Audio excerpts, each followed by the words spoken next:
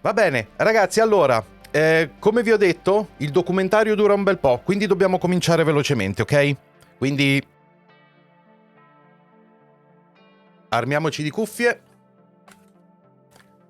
Ok? Stiamo per vedere il documentario appena uscito di The Last of Us Parte 2.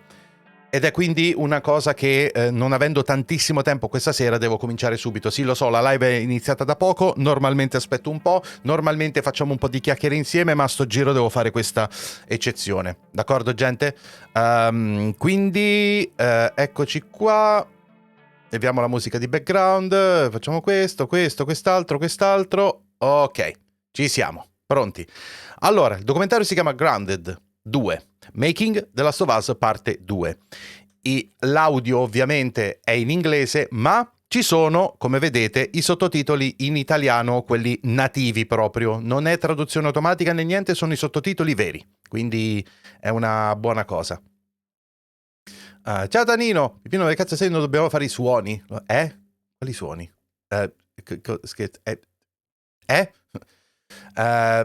Sera il mio preferito mettatore seduto per gli amici solo. Grazie mille Marcotto, grazie mille. Allora, siete pronti gente? Andiamo il volume, teniamolo così, vediamo come va.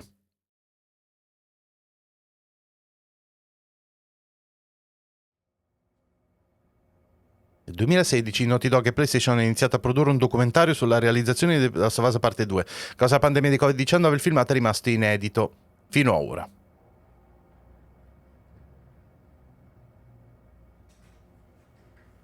Area 5 Naughty Dog. Ciao Mattia.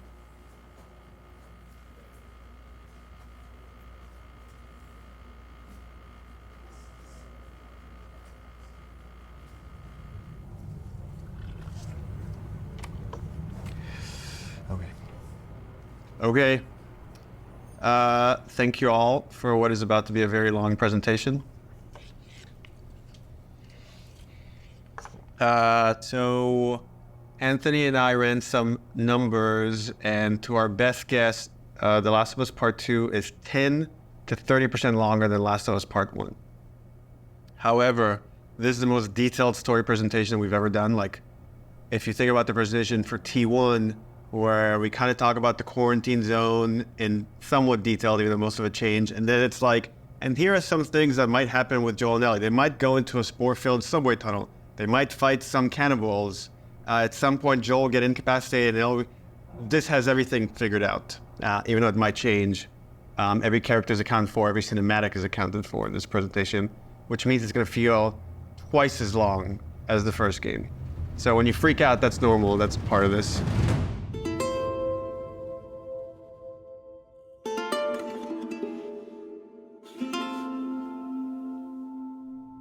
Oh, this is about il documentario lo vedremo an hour tutto, and a half to 2 ragazzi. hours, so hopefully you got your pee break. Okay. So we open on 15-year-old Ellie. This is a few weeks after the events of the first game.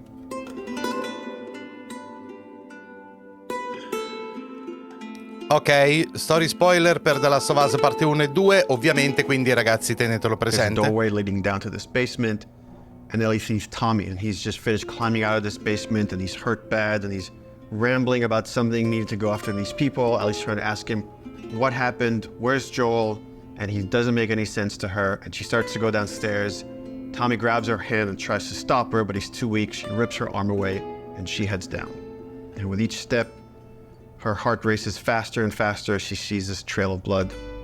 She opens the door, revealing Joel's mutilated body. And then shock just sets in, and she screams and tries to grab his body, and Dina comes and rips her away, and on that cacophony of sounds, silence.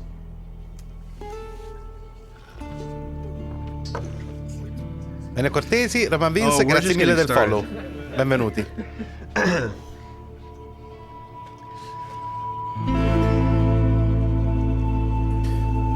Datemi... Faccio un attimo pausa, datemi solo un secondo ragazzi, c'è qualcosa che non mi quadra, datemi un attimo.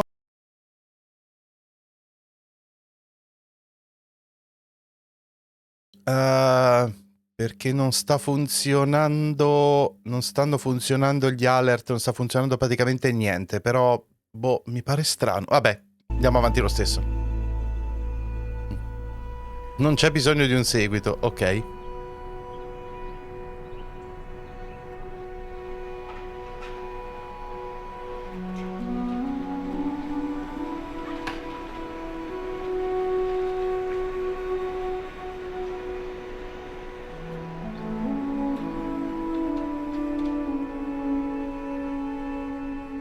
I've been working on this game since we finished.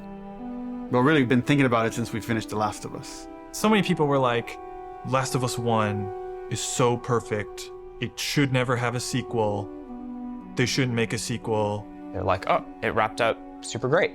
But I think actually, if you look at the ending... Swear to me that everything that you've said about the Fireflies is true. Ellie is accepting a lie. I swear. Okay. She has a very good bullshit detector. She knows something doesn't feel right, but I think is too scared at that point to ask. How long can you really live with accepting a lie like that? The Last of Us feels like an origin story for this survivor in this post-apocalyptic world. Seeing like how Ellie has become proprio questa scena hanno voluto strong, prendere i unique coniglietti. character. It really Ma felt like, perché? you know, if we were to do a sequel, it'd be a shame for it not to focus on her. Move the fuck out of the way. Yeah, once we're done with this whole thing, I'm gonna teach you how to play guitar. Yeah, I reckon you'd really like that. L'originale della Last of What do you Us. say, huh? Joel, Nambi. he's gonna teach Ellie to play guitar. That always felt like that's just this like unanswered promise that like was kind of lingering at the end of the first game. We did this thing called One Night Live, where we had the actors come on stage and reenact certain scenes. So you say we get you to the Fireflies. What happens next? Marlene, she said that they have their own little quarantine zone and that doctors are still trying to find a cure. I wrote this new scene that takes place after the ending of The Last of Us, but it was only shown to people in the audience. Like, we cut off the stream right before we showed them the scene. If I ever were to lose you, I'd surely lose myself. Che bella che è sta canzone. Try and sometimes you'll succeed. Vi ricordo che gli ho fatto pure una cover. La potete trovare sul canale.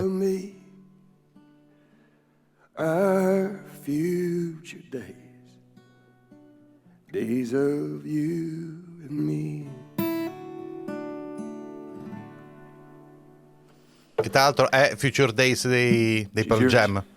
No, I don't know the first thing about this. Hey, I promised you I'd teach you how to play. That scene ends with Ellie holding the guitar and playing one note. And that image was so strong in my mind that I'm sure that kind of trickled into this idea of this trailer. So I started working on some concept art, kept fleshing out the story. And as it felt like it was kind of gaining momentum, Uncharted 4 needed all hands on deck. Naughty Dog had always made one game, and as soon as it finished certo, one puoi farmi game, una domanda. works on another. When I started on Uncharted 3, we were starting to experiment then with trying to do 2 teams. After we finished Uncharted 3, I jumped onto Uncharted 4. At some point in time, Uncharted 4 was coming down to the wire, and it's just, we had to shift resources, and pretty much everyone just ended up on Uncharted, trying to finish it up. So I said, okay, before I come on like in full force on Uncharted 4, I just want to capture this trailer. I walk through the valley of the shadow of death, and I fear no evil, because I'm blind to it all. Said I walk beside the still waters, and they restore my soul, but I can't walk on the path of the right. Ciao, benvenuto in chat. Platinando The Binding of Isaac, minchia. Sì. Death Stranding l'ho giocato. Mi è piaciuto un sacco, sì. During the entire production of Uncharted 4, that's all I could think about. I had a lot of investment in Uncharted 4, But the day we were done with Uncharted 4, went right back to that trailer to wrap it up. Ah, l'inizio quindi, estate 2013. Not in animation.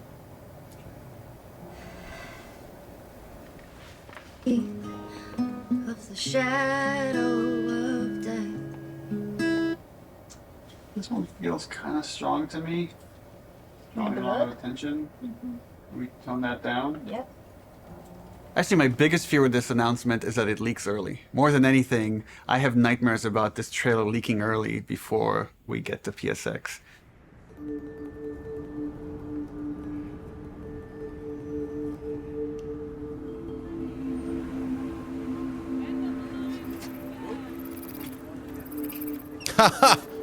Minchia. If we're gonna surprise people, PSX, the PlayStation Experience, hasn't set itself up yet as a place where big titles get revealed. That's E3. Sì, che figo che era. Uno dei robottini di Horizon.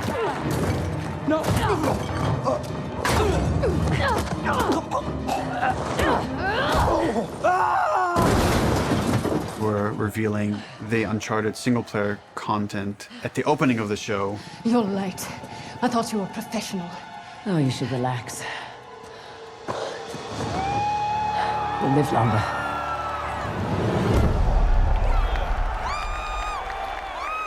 Adesso ho giocato dello Legacy Naughty Dog title di to be Uncharted. revealed in the Uncharted same ho giocato press credo conference. tutto quello che c'è. Please welcome to the stage, Sean Layden. There's one more. Ah, è vero, c'è, sì, c'era ancora Sean Layden. Please enjoy. When we first revealed The Last of Us, the Naughty Dog logo came up and the crowd erupted and it was such a high Mi that that's ricordo. almost been like chasing the dragon, like wanting to recapture that feeling. Why does this look like the Last of Us, dude?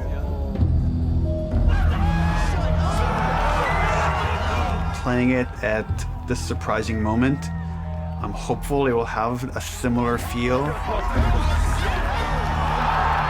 Me lo ricordo.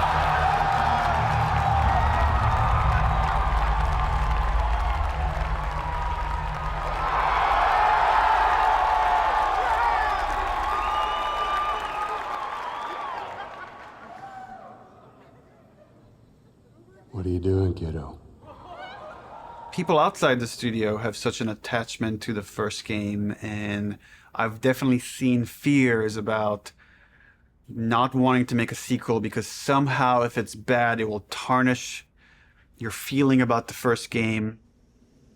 I'm gonna find. And I'm gonna kill. Every last one of them. We're doubling down on those fears and not calling it The Last of Us, some subtitle. It's The Last of Us Part 2 to say it's all one story.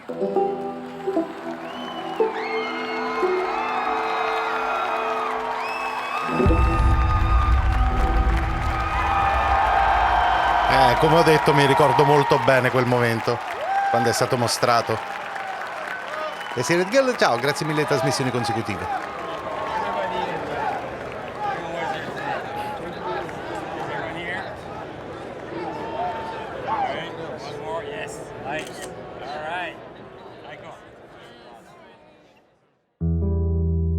Una storia degna di essere raccontata, non una storia da The raccontare. concept for the sequel had to feel compelling enough, have enough weight that felt like, okay, this is an experience worth creating, worth spending the next 3 years on.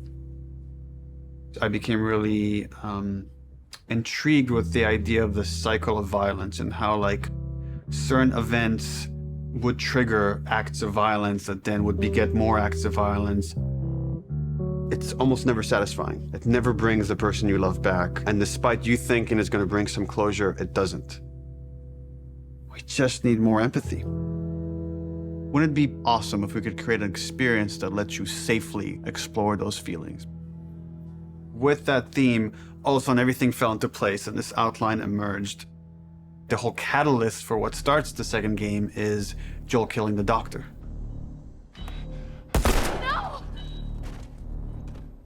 That feeds right back in that idea of that cycle of violence. Now it sets up this whole kind of sequence of events. We're gonna start the game where you're playing a new character. That sequence ends with this character killing Joel. and we really have to paint her as this monster. Then when you play the next chunk of the game and you're Ellie and you're gonna pursue justice, quote unquote, and you're gonna go kill this entire crew, we're gonna go back in time and show you that same sequence of events, this character that you saw as a monster, to now get you to see things from her perspective. And how this crew is a bunch of people trying to survive in this world. And they had their reasons for pursuing and finding Joel and killing him. And the story was becoming very epic and ambitious. And I had a few parts that I was kind of stuck on. And I felt like to kind of shake things up, I wanted to bring in another writer. I thought it was a very thoughtful story about violence and obsession. He had Abby, sort of like this girl who was the daughter of the doctor. And that Ellie would go on this vengeance quest. And when he was like, and then Ellie actually kills Abby, I was like, what? You're gonna... Yeah, let's fucking do it. Not only is she contributing in a lot of ways, I feel like she's challenging what this story can be. She's wanted to add more romantic intimacy between the characters. Those are areas that I've been, I don't know, more uncomfortable writing that stuff. After the first day, she was telling me that she went home and told her husband that I think I just got Ellie's girlfriend pregnant, because that was her big idea the first day, and that had this trickle-on effect and actually added a lot to the story. Ellie is this very relatable character. I thought she was a perfect vehicle to challenge this notion that violence doesn't have a cost, because it does have a cost in reality. It's going to ruin this girl.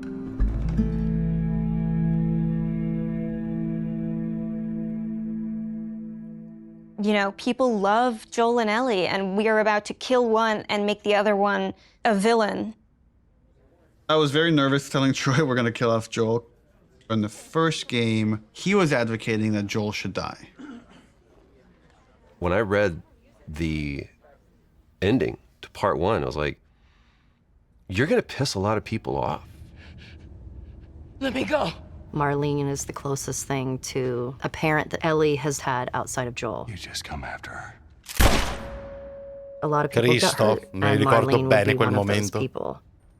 Joel has crossed these moral lines, and therefore he deserves to die, and he thought it might be a more dramatic ending. And I was like, no, you're crazy. Like, but then in the second game, that's why I was like, thought like, oh, he would take it pretty easily. He goes, so Joel dies, and he's like, so this happens, and then and I literally had to stop. I was like, can you give me just a second? Because it literally was as if someone was telling me about how my friend had just died. I think he kind of took it hard. It was like the character meant so much to him.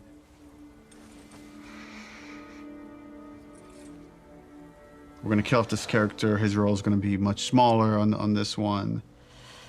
All of a sudden, it was, please don't take this from me yet. Ellie is scared to be alone. Everybody that she's loved up until that point, she's lost them. It's hard to imagine the story without Joel dying. Like, you feel that hate, Ellie feels that hate. You're one-to-one, you're on the stick, and that informs the rest of the story. This way, come on!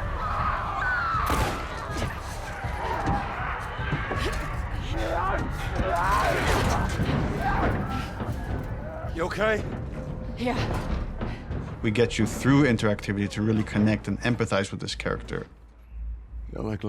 Sì, sta cosa è bella, cioè, dell'attore che si è affezionato così tanto al personaggio, onestamente non me l'aspettavo.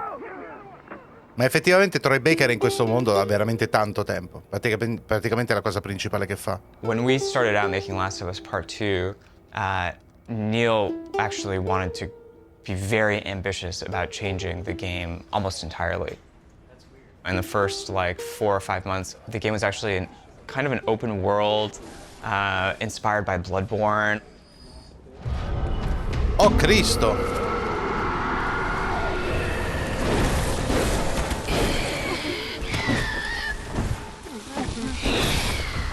And like it was purely melee focused, like it was all hand-to-hand combat.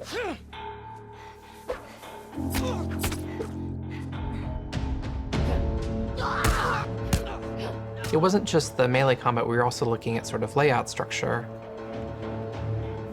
Bloodborne had a very sort of an open space that sort of kept getting bigger and bigger as you explored. I really like that feeling that you get of mastery over the world. It starts to become kind of almost a character in the game itself. And so that was also something we were looking at. Conosciuto, tre supera la mano e prende paleva. Ah, We sì, started out che making it figata. as different as humanly possible from the first game as we could, and then kind of dialing it back. The open world thing didn't work with the story that we were trying to tell and stuff. So in pre-production, we spent a lot of time just doing setups. Self-contained sort of units that tried to expound on a single sort of idea. Trying to start out with sort of simple shapes and building up to more complex shapes. And starting out with one or two mechanics and building up to those mechanics. Hey! Even our experiments, we try to add like as much context as we can. Like we establish a goal that you're going to be going for. We establish beats so that there's like an emotional journey, the stakes are raised. Figuring out some traversal stuff, a lot of climbing and balance beams and seeing how far we can sort of push in that direction without it getting over the top like Uncharted. More sort of verticality, more use of grass and stealth. My name is Arnaldo Licea. And what do you do here? I do design. I know. How long have you been doing that? A day. I got an opportunity to work in QA, and that was a great learning experience. I shipped The Last of Us and Uncharted 4. The thing I'm proudest of is the people who came in to a quality assurance job as a contractor, which is entry-level work, and used that job to get to where they ultimately wanted to be. When I interviewed for the QA position, I specifically said that my goal was to be a designer. He had formed this relationship with design where they knew they could rely on him, spending his free time designing a demo, and at the same time, him going to them and not being like, here's 50 bugs you need to fix. He went to them and was like, what do you need? How do I help you? What kind of bugs do you need? And for their part, they embraced him and were like, why don't we show you how to lay out nav mesh? I am anxious to prove myself. There is no babying when you start. It just hits the ground running. If I don't cut it, I go back to QA. Puro or casa a find Milano, something else. periodo Games Week, We're Sam trying to Lake in figure un out bar at the vicino a moment, Helsinki. È la Madonna. How we handle big spaces, bigger than the first game. The enemies are so, like too spread out to be really considered like one single small encounter. And seeing what behaviors we need to start developing for them to make it look good. Ciao Luigi. Allora, stiamo vedendo il documentario su The Last of Us Parte 2. That whole section was pretty slow and quite linear in the level design. Let's assume that there's guys in this building, someone's starting to shoot at me from the second floor. So, okay, if I'm on the horse and I'm getting shot at, I can't take cover with the horse, so probably first thing I'm going to do is jump off. And that's slow and clumsy, and maybe we can make that faster. It's like, but once I jump off, I'm going to want to take cover behind something. It's like, okay, I'm taking cover. Now what the fuck do I do with this horse? I assume the enemies are going to shoot at it. If they don't, that's kind of weird. Does Dina ride off with the horse to help it stay safe? Well, that sucks because I'm trying to build a relationship with Dina, and if my partner leaves me, that makes me like her less. I'm like, okay, so Dina has to get off the horse and take cover with me and help me engage with the enemies. Okay, but the horse is still there, so what happens with this horse? Does it ride off on its own in order to like protect itself and then come back after? Oh, that feels too intelligent for a horse. That seems a little funny. As soon as there's range combat, the horse kind of makes it fall apart. What if we did this whole sequence on foot? How do I approach this building? Imagine this is more dense with cars and ferns and interesting ways for me to close this distance. In effetti non c'è un combattimento, cioè il cavallo lo usi solo per spostarti. Little firefight with this front before I could rush forward and go into this building, climb up, and take out the sharpshooter that was harassing me. Really simple, small fight. Now there's tension. Guys can come from anywhere, like from this rooftop, from these windows. And that really inspired us to take some pretty drastic changes as far as the flow, inserting more combat, opening up the layout to give the player more options as far as how they explore the city. You can imagine this as being kind of the hub with it poking into streets, and I could go into the streets and explore and find those locations, what we're kind of calling dungeons. È la parte di Seattle. So that's the plan. Some of these changes are big, but it got us excited. This feels like a true evolution of T1 as far as going more systemic and giving you options. If there's concern, it's about scale, it's about scope, it's about can we actually build this thing? The scope is always bigger than the last game. It always has been. It always will be, probably. But this scope on this game is something pretty extraordinary. Everyone seems to agree that the thing we're building is going to be cool. Once it's done, it's just that it's such a big game. Our games have become more and more ambitious, and the studio has gotten a lot bigger. When I started here, we were 40 people. Now we're over 300. You can't handle that many people with a flat hierarchy. As we grew, we've had to introduce new titles just to control management, control communication, make sure things don't fall through the cracks. We have no producers at Naughty Dog. There's so many talented people here that you can rely on and lean on. It makes the game better. And that's really kind of the secret sauce of Naughty Dog, is how collaborative it is. You find the right people who really want to do the best they can possibly do, and then you kind of give them the resources to try. You're getting what you asked for as a creative person, right? You're kind of getting the freedom to go as far as you can go, but sometimes I think we need to be saved from ourselves a little bit. With The Last of Us 2, there's a real sense of opportunity. This is going to be a much cleaner production than we've done in the past. We're going to get it right this time. This is the first project that has had the proper pre-production period, where we have locked down, for the most part, the story beginning, middle, and end before we started production. That hasn't happened. I don't know if that has ever happened, now that I think about it. It's a very, very messy process, which is, again, why it's a lot of times really difficult to schedule. I think right now we are planning on springtime of 2018. So when springtime 2018 comes around, The Last of Us 2 isn't in stores, you can look back at this and say, well, I guess their plan wasn't exactly set in stone. Quindi no. Ok. Historically, we've done very poorly È il documentario being su The Last of Us Parte 2. without the pressure of Uscito an oggi. external deadline. Every time we have some showing of our games, if it's going to be seen publicly, it's got to be one of the best looking playing things in the industry. For example, the first trailer was coming online, and that forced us to define the look of our game, define the location of where the game takes place, define Ellie's look and her age and her hair and her outfit. We're forced to make those choices. We can't just keep iterating because there's a deadline. We want to try and schedule the game using these milestones as soon as possible. Which means we got to keep the marketing rolling, which means next E3, 6 months away, we need to look at a gameplay demo. E3, it's always been the biggest and most extravagant showing of the game industry. There's something special about the energy of E3. We need to figure out what the gameplay is, because right now it's just we've got a bunch of like cool prototypes and stuff like that, so it's scary, but we work well under pressure.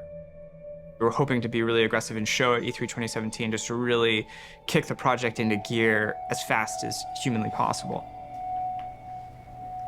We want to break it up into a roughly 2-minute cinematic, a flashback sequence that will set kind of emotional context Multiplayer che volevamo fare l'avevamo mostrato in qualche modo, solo delle concept art avevano mostrato. E una generale descrizione, proprio da Neil Druckmann, ma nulla in game. For the crowd, are you thinking 30 plus people? Frank says we could do a 30 variation.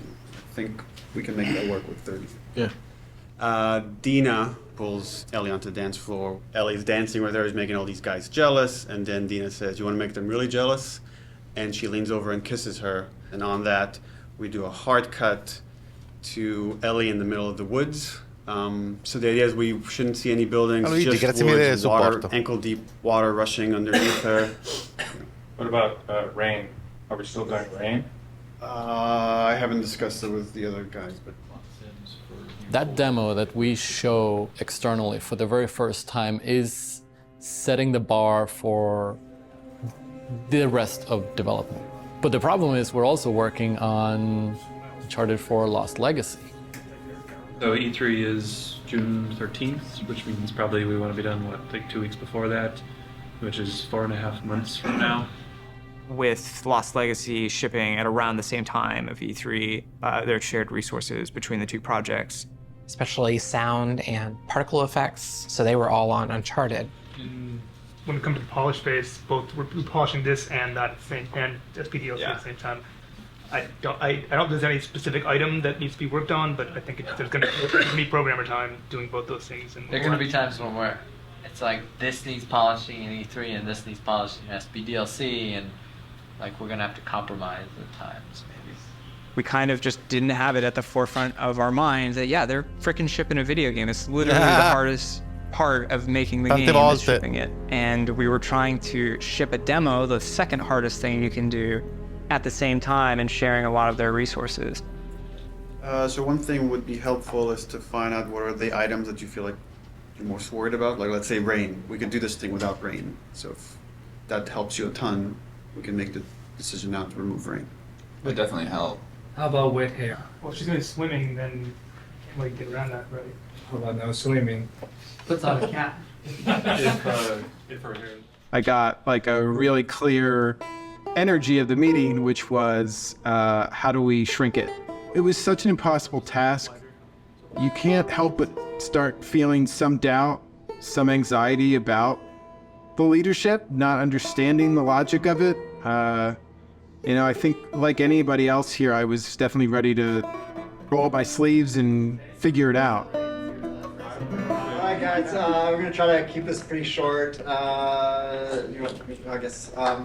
So after yesterday's meeting, there were a lot of side conversations, and there was sort of a sentiment about how much work there was to get not only this demo done to ship the Lost Legacy, and it matched up with feelings that we were having. So we started discussing the responsibility of actually attempting this, and started to feel that it was a little bit irresponsible. That if we were to try to meet both these deadlines, we could probably do it, but we would end up doing a lesser job on both projects, both deadlines, than we would if we were doing them individually. And feels like they're both important enough to give them the due attention. So the conclusion that definitely is there is that the demo that was discussed yesterday will not be presented at E3. Does it mean that our main point should be just focusing on more shipping before? The Lost Legacy? Yeah. Yeah, definitely, but I mean, we should still try to, we don't, like I said, just want to just completely halt work on this and, all hands on deck on Lost Legacy. The idea is still to finish the demo just to give us a buffer so that these two deadlines aren't overlapping. Okay. It's just now we have more time to work on this demo properly without the pressure. Once that meeting happened, it was just like, right, of course. I'm not in the Twilight Zone. It makes sense not to do this. It felt really nice seeing the leadership kind of having the teams back and seeing the logic of the situation in front of them. That's it. Cool. Thanks. Okay, so are you pissed off? Am I pissed off? No. What am I? I guess in one sense it's relieved because there was concern of whether we could hit the quality that we know we need to hit for both Lost Legacies and for what was going to be our E3 demo. And then on the other hand, it's kind of disappointed because I was excited to get this demo done and get it out there and get the reaction, but now it's going to have to happen at some other point. What we've decided to do is deliver the demo at around the same time, but that's going to be purely internal, and the demo won't be 100% shippable. Gameplay and design and animation are going to be locked in June. Then we back off, we finish Lost Legacy, and then resources free up to finish the particle effects, the lighting, and the sound. And then we ship just the glossiest, best looking demo you've ever seen. We burn that to a disc at the beginning of January, and then we don't touch it again, and nobody sees it until E3. It's going to be really interesting to see if we can really commit to being done, 5 months, 6 months in advance of ci E3, sono 2 anni di and not be scarto tempted rispetto to a say, questo piano, però. It could be a little better, let's go back. And we really just need to have the discipline not to do that. But that then left us as okay, what's our next marketing beat? What are we going to show next from this game? So now we have a new plan where we're going to release a cinematic around PSX time. I think we're going to do it at the Paris Game Show. This seemed like a pretty intriguing scene to introduce Abby. That whole scene is going to be our next marketing beat. And then we're not going to say much about it, about how this fits into the game, where it fits into the game.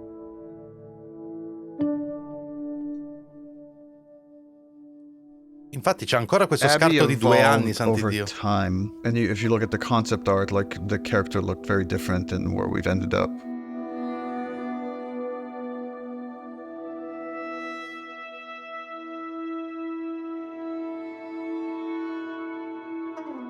I don't remember at what point we decided to go with someone really kind of muscular and broad. But I remember once the idea came up, it felt very fresh. Once we sort of nailed down the body of Abby, we played around with different ideas of how we wanted to accentuate her arms or not. And there's something interesting in Abby feeling a lot like Joel.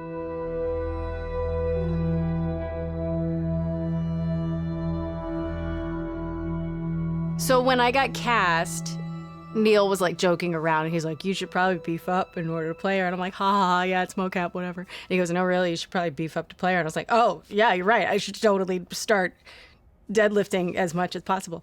So I did, and I was training like crazy, and then I got pregnant. What are you gonna do?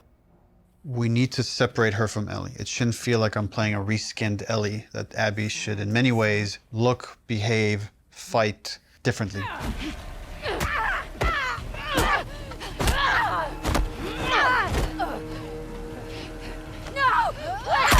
So in gameplay, we've discussed, well, she needs to have different upgrade trees. It means we have to make the investment of capturing a whole different moveset for Abby. We can't just remap Ellie's animation onto Abby. Holy fuck.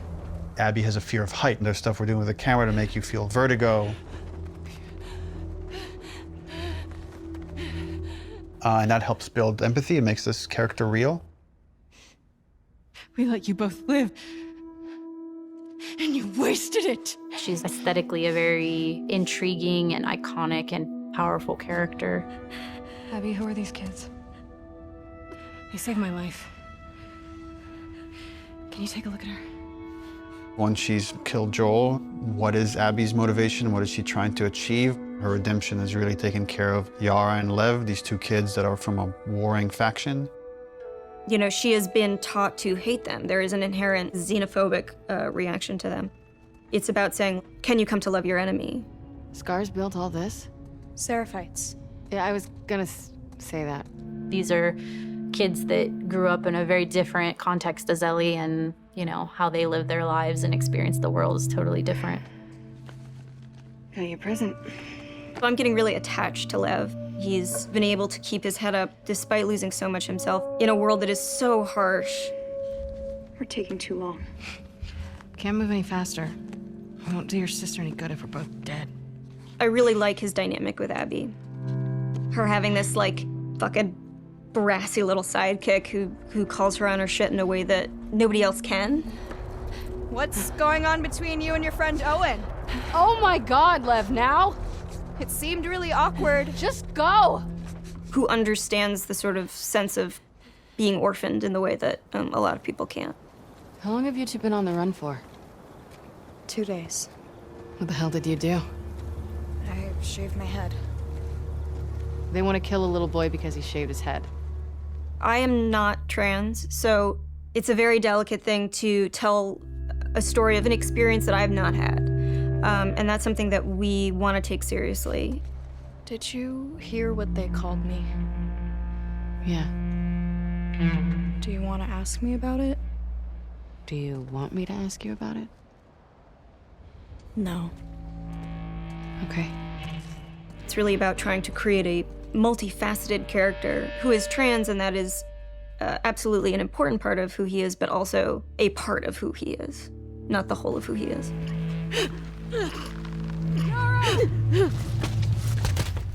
As far as the Paris cutscene, I'm pretty stressed out. We have 13 days, less than 2 weeks to finish this thing, and there are still some big ticket items. Inox, buonasera.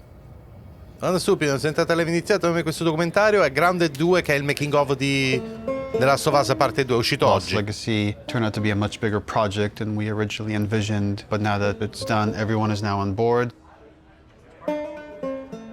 We've got the Greenlight demo done. She's putting on quite the show. It's very real. We're in full production now, so I guess that's the short of it, is we're in full production now. Depistaggio. Hey everybody, PlayStation's live at Paris Games Week 2017. We've got a huge show for you starting now.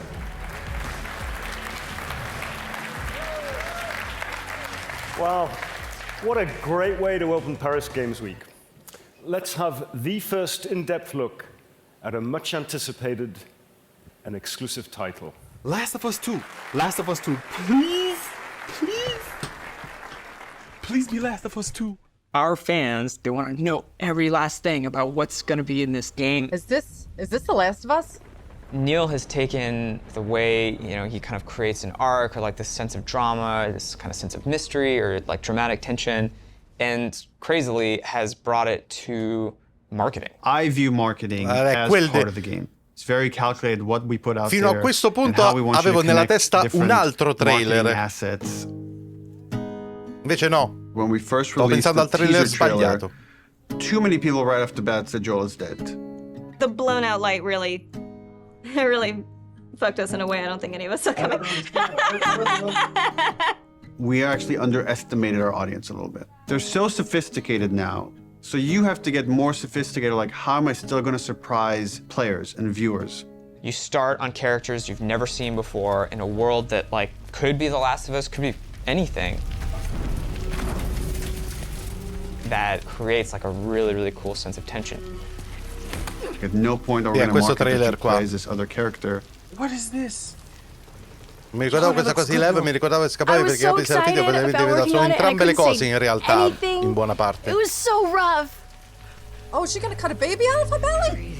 And then Uncharted 4, you find a comic book that shows Ellie's mom pregnant. So people already had theories that Last of Us Part 2 was gonna have Ellie's mom. Oh, if we just kind of black out the letters, she has the same number of letters as Anna, Ellie's mom's name, we'll get people to think this is Ellie's mom. Oh my God. Girl's got a good...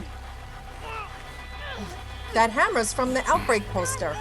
So we had that poster with the forearm of a character you've never seen before, with this like kind of wolf's head in the background. What does that mean? Kind of like prompting this mystery. You want people to feel like they've figured everything out and then have the story surprise them. Yes. Mi è successo esattamente questo. Bro. I'm gonna go crazy. Oh my God. Last of Us 2? Yes! Yes! Yes, bitch! Yes! I Però everything that we put out there is anche io mi ricordo che vedendo quel trailer mi sono chiesto fino all'ultimo se era proprio quello. Right, should subvert those expectations in an interesting way. Mi ricordo che tutti pensavano fosse la madre di Ellie. We're not going to shy away from how violent it is. È veramente brutale, sì. And I thought it was a great discussion initially about what is the appropriate level of violence. When is something so violent that it just turns you off where you just don't want to experience it at all? I like that they were wrestling with those things. I didn't like some of the insinuations about the trailer being misogynistic towards the female characters. I don't think this story ever glorifies violence against women. There's no ma per bias l'amor di towards Dio. women or men. It just so happens that the two protagonists of this story are female, and therefore that's what you're going to see the most of. There has to be fail states in video games, which means a character has to be capable of being hurt. So does that mean that there can be no female protagonists in video games? Because that feels super sexist to me. And frankly, like, in realtà, esatto. Are the victims of violence, and don't we want to see women fucking fight back once in a while? A volte, tipo diventare un fottuto carro armato, tipo Abby. Voto sì, tantissimo. That character, her hand getting hurt, it has consequences for hours of gameplay to come. One article even like asked the question, were any women involved in the making of this? And it's like, yeah, the co-writer, the lead character designer, the lead character artist, all the actresses that worked on that Perché scene. date retta a quei mentecatti? Questa è la giusta, giusta domanda. That's so fucking... Here's what I hate about that article. I'm sorry. Do a modicum of fucking research, just a modicum of research, just like a little bit. No, non gli interessava informare. To suggest that no woman could have worked on this because of the level of violence, because there was violence against women, because it is a video game, is so fucking sexist.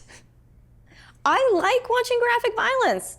Does that make me less female? No, per niente, ne dovresti giustificarti a having a quegli conversation idioti. about what power is.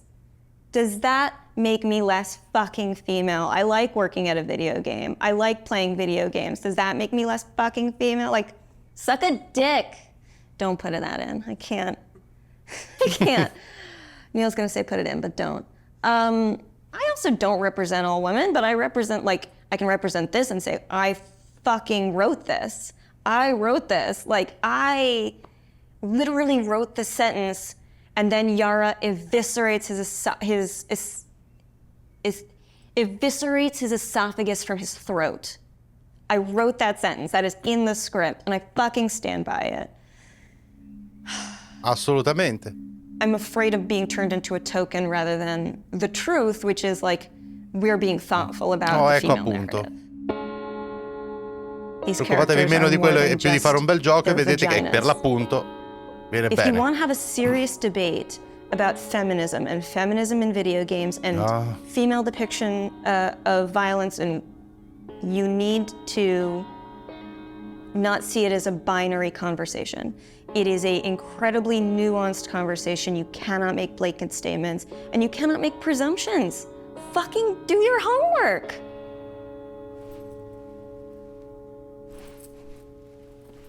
I'm right here. I'm tweeting.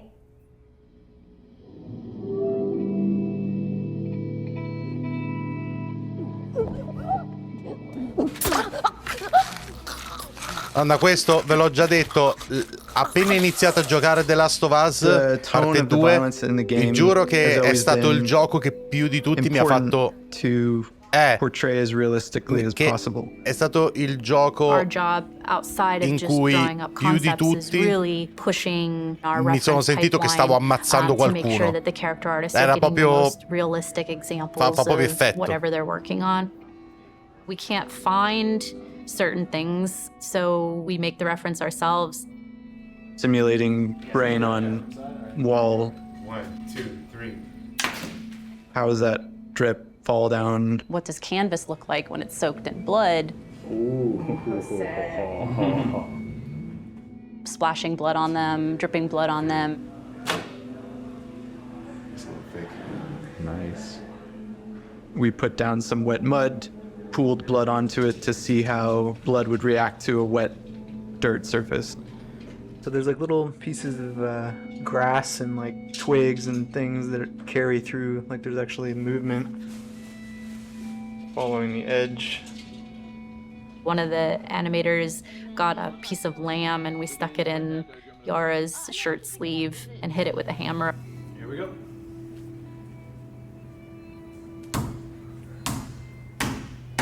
Madonna quello. Yeah, we have a break. Ah, ha fatto venire I brividi un'altra volta. Need to hold this as straight, because if she does this, it's gonna, you know, just the weight of it's gonna want to make it fold. So I'm trying to keep it as straight as possible. This past week's shoot was specific for the infected eating people's jugulars, and there was a concept that was done with like blood running down the mouth, but it's like, would that happen? Like, let's find out. I got on the ground and pretended to eat away at like a bloody soaked rag that we made.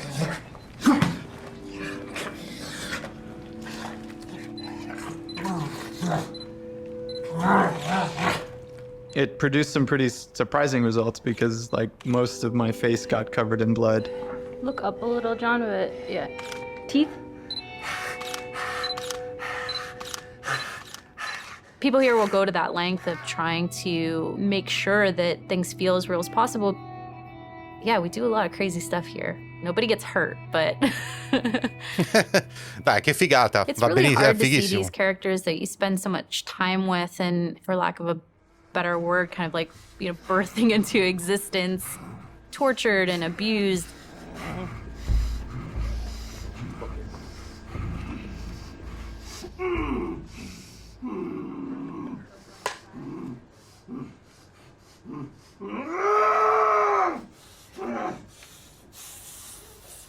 We're shooting the Joel death scene, which is like the catalyst, the opening of the game.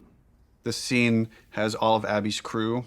It's a complicated scene because it's the most actors we've ever had in a single shot. Y'all act like you heard of us or something. It's because they have. Capanga, ciao. Il lavoro ha decisamente ripagato.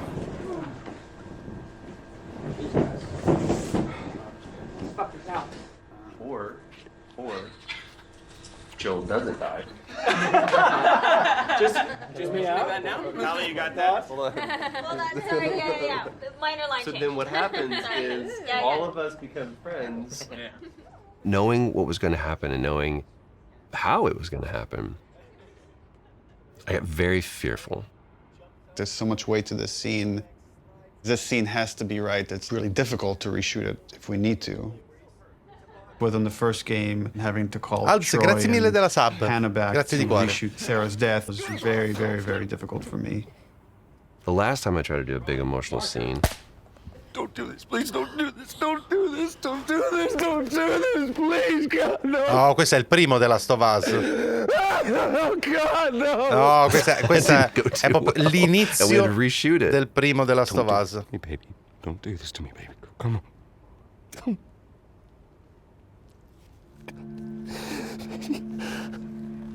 How the hell am I going to play this? Like, how are we going to do this? I don't know if I can do this. I don't know if I have the chops. Am I going to put Laura through this? I don't know how hard it's going to be on her. Audio, camera, speak. Rolling. Take one, Mark. Action.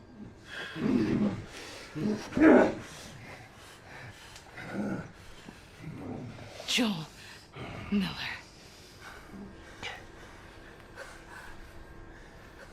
Who are you? Guess. Why don't you just get out whatever speech you rehearsed? Get this over with.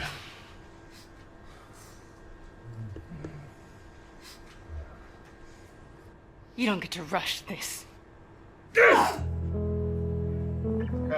the end, I really loved what he brought to it. I couldn't wait to get back into Ellie's shoes again because it's where, weirdly, I feel most comfortable in a lot of ways because it feels like a character that feels the most like me that I've ever played, which is a little disturbing. I mean, minus like the murder and the killing. So it's almost like a bit of step forward, like you're about to like lunge and shoot. Sweet. No, la morte della figlia di Joel non è tanto perché non sei legato al personaggio, ma è lì per lì non te l'aspetti.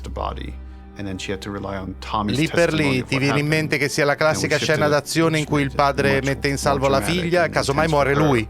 No, invece muore la figlia. Lì è quella cosa che mi ha fatto effetto. All'epoca. The hardest part for me was looking over at Ashley. No! No! Knowing that Troy was gonna not be a part of it as much was really hard. And knowing that Joel was not gonna be in Ellie's life anymore, it was hard. So much of that day kind of feels like a blur because there were so many feelings involved in it. What I had to do, I felt was very, very little. There's one reaction, and beyond that, we're on Ashley. There was no acting. There was pure, raw emotion. I'm staring in the face of that.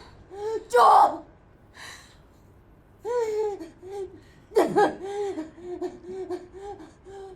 Why are you doing this? Get the fuck off me! I'd lost a little bit of my voice. I couldn't scream like as loud as I wanted to get that frustration and that sadness out. Ashley was behind, crying. Ragazzini, in copertina completamente diversa, la protagonista era facile ipotizzare che Sara era lì per morire. Lì per lì non me l'aspettavo. Che ne so, è la prima volta che gioco il gioco. And so I was crying when we were filming that scene.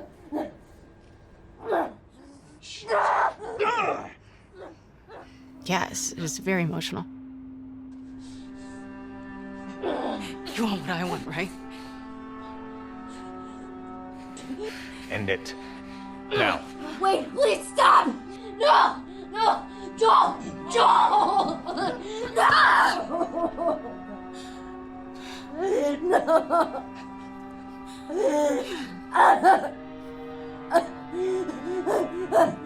We want him to die in this really unforgiving sort of way. Like it needs to feel senseless for you to say, fuck these people, I'm gonna pursue them to the ends of the earth and make them pay.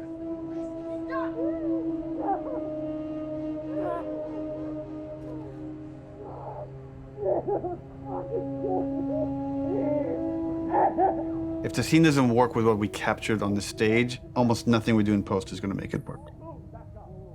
Joe will take a pass at the scene, and I'll give kind of high-level notes. But he's doing it without animated cameras, without character models, without environment. And so it's a bit of a guessing game to see if this will work. So I like the concept. I felt like there was a lot of repetition and it felt long. Okay. Once like Joel's head gets smashed, I don't want a close-up look of him. Okay. I wonder if we could do like the smash from the back of his head. Yeah, I've wanted so just like it'd be like a black shape and you see like a silhouette change and like blood starts pouring out, but I don't focus on it. Like I don't see the details. Mm-hmm. When the club comes down and it's just like she's screaming, I feel like we could just take all their audio out and like music could take over. And again, we're trying to build more rage than sadness. That's going to really set up our journey. Okay. In realtà l'hanno fatto ancora più brutale alla fine di così. Version of the scene. Okay, play. Joel, fucking get up! Please stop! Please don't. Joel, please stop! Esatto. No!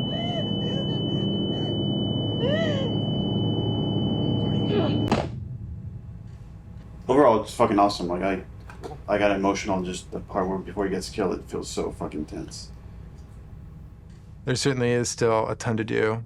We still have like 45 scenes that haven't even been looked at yet. It's terrifying given our deadline. The process right now is just getting Neil. We just need to get Neil into the room. Which one are we showing first? We've got essentially 3 versions. The one that I did, and this would work with what we're talking about doing with the scene, and then... Close one. I would probably say There are people standing this here yours sometimes. Mel, or I got bad news. Mel yours this. He's canceling? He's canceled. But we had the cameras set. He's supposed to come in. He's the Actually, it's good we're getting this on camera. This is what it's not about. This is what it's about. Yeah, he has some melee stuff to review today. He said let's pick it up tomorrow. So yeah, that's what happens. And so it's like, okay, Okay. all right, that's fine. I don't care. I don't care. Yeah.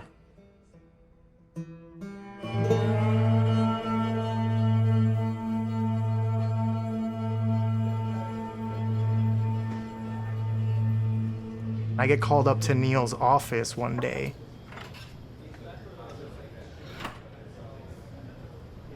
And there's like an empty seat.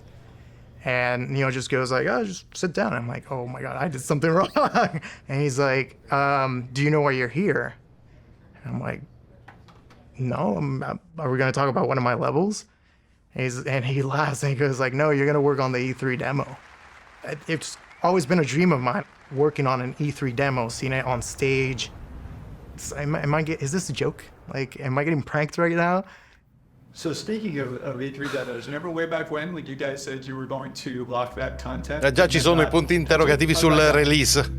Well, and then we ship just the glossiest, best-looking demo you've ever seen. We burn that to a disc at the beginning of January, and then we don't touch it again, and nobody sees it until E3. Well, I think we knew at the time that we weren't going to not touch it. It's going to be really interesting to see if we can really commit to being done and not be tempted to say like, it could be a little better, let's go back. Because the game's been making progress for the 10 months or something since we locked that demo down. A lot of advances have been made, a lot of new ideas, new mechanics, and we really just need to have the discipline not to do that. Honestly, it feels like we are addicted to being late. Okay, we're starting. I don't know exactly what we're gonna do today other than come up with a really long list. We're trying to limit it to an hour, so we'll be done at 4 no matter where we're at. Looking at the cinematics first. Because we did it so early and had a rough version of it a year in advance, we got a bit complacent.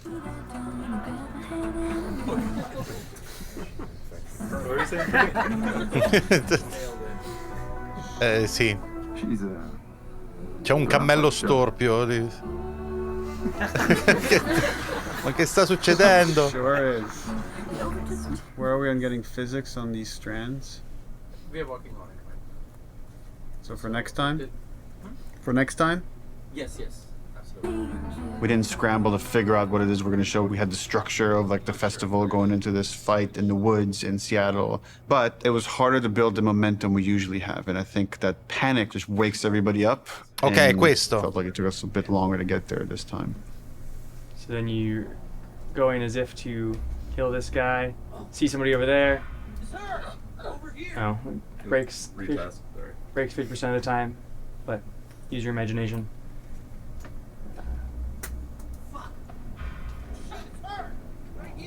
Daniel, going a bit slower, give him some time. Okay. The animation is breaking the melee system. Okay. Well, like when he starts, yeah. So I'm confident in the demo if we finish it. I'll be frank, it's not looking great. All right, this is totally broken. For next week, let's make sure it's all there so we could actually review it. Yep. Okay, thanks everyone. I feel like this demo is cursed. Quella di avere dei casini con le demo da presentare non è una cosa che capita solo a loro, in realtà tra i vari documentari, report, eccetera, è capitato più volte di risentirla questa cosa. The first thing I did was just basically take that space made by another level designer and put just enemies Tanto in questa it parte nel gioco l'abbiamo appena affrontata nella I remember serie. like it wasn't there. That parking structure was way smaller, so it felt more cramped. God is good. God is good. I remember going to Neil's office and being like, how much can I change this? And he's like, well, what are you thinking? I'm like, well, I'm thinking like this big thing, and I'm like, just like brand new designer, I'm just throwing out like everything, like I want to do this, and I want to do that, I want to make sure that feels like a sandbox, that it feels like this big space that has multiple paths. It's like something like we really haven't done before in The Last of Us. And he just goes, go for it, well, let's do it.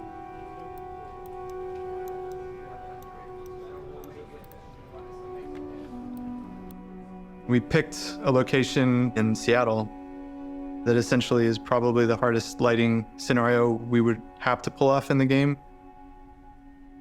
I wanted to get the overcast look nailed because so much of the game's dependent on that. How do we pull off this look? Can we pull off this look? Everything felt a little muted, and we were losing kind of that next-gen quality of our engine. Like for a second, we actually turned the sun on in the demo. But we lost the mood of that overcast kind of blue look. That moment was really rough for me. Just felt like years of my life that potentially would have just been like wasted on this pipe dream of a look. Well, we were struggling, like last summer, it was like a fine balancing act.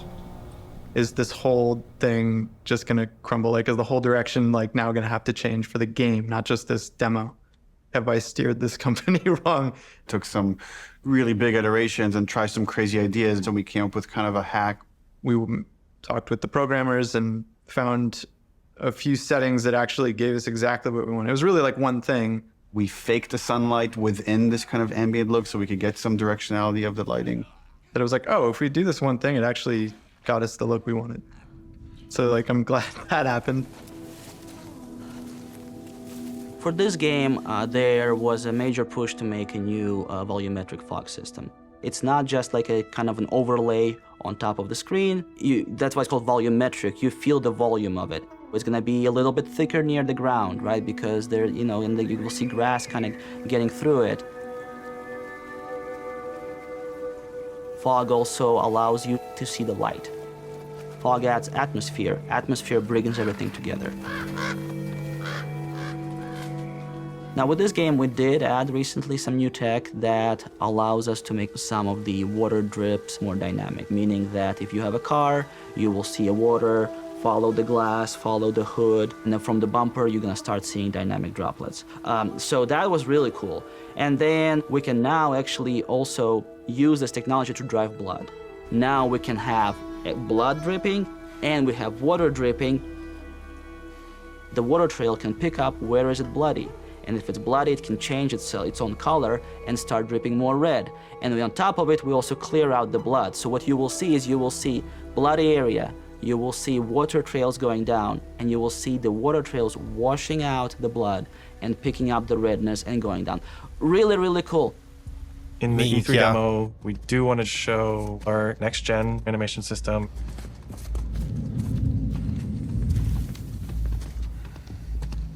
One of the biggest animation upgrades that we wanted to add to this project was motion matching. The way that it works is it takes a pool of animation data and it picks the most appropriate clip to blend together and create just very fluid and organic movement. Questa probabilmente è una delle cose più belle dell'intero gioco. To just feel grounded and believable in the world, properly shifting their weight and moving the way a real human would.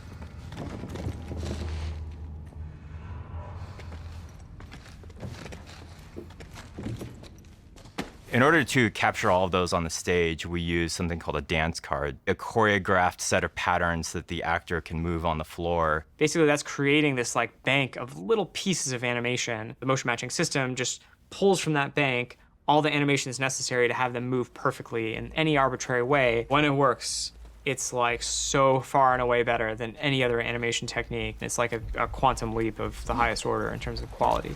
Su questo non potrei essere più d'accordo.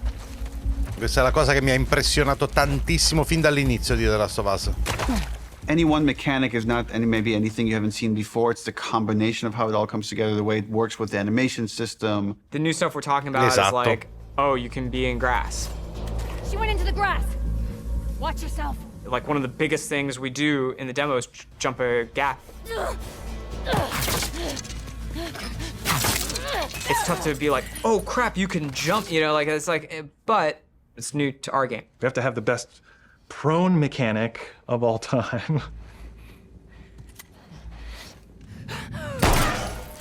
Yeah, no one's ever seen when I aim in prone and she actually like rolls up on her back and aims like this.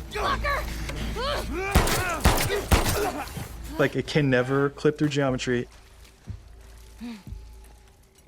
Being able to rotate 360 in all directions.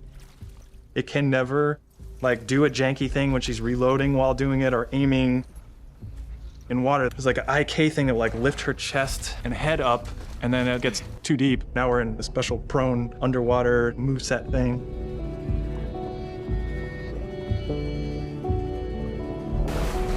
Her chest and arms and everything are kind of matching ground plane. Things that a player will never notice. Venosa, grazie mille della sub. Like, purposely did Grazie, it. grazie, grazie. There's no such thing as like, oh, you know, it's not as good as, you know, this other game's one, but like, it's fine. It's got to be like, no, it's fucking Naughty Dog. We have to have the best version of the thing, whatever that is. Però mi piace l'ambizione. Sicuramente come team un paio di queste sicuramente l'hanno beccate. The Big A, grazie mille della sub, grazie di cuore. Amazing. The press conference was in a very different venue. They usually have them in like these big auditoriums. And this was kind of like, almost like a pop-up.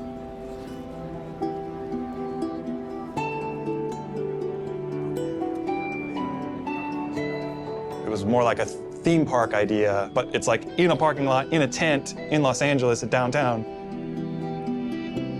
Oh, ma che figo! They built the Hanno whole ricreato crazy la church scena, thing, which was la scena del pretty ballo. rad. Ma che bello che It è. was super cool. It was better than we expected.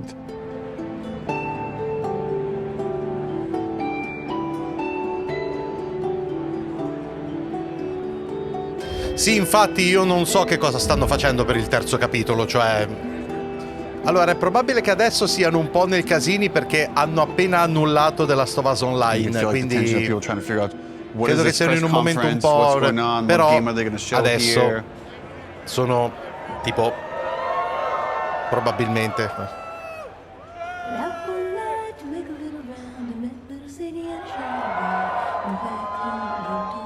On the Naughty Dog logo, you get this big cheer. On the Ellie reveal, you get this big cheer.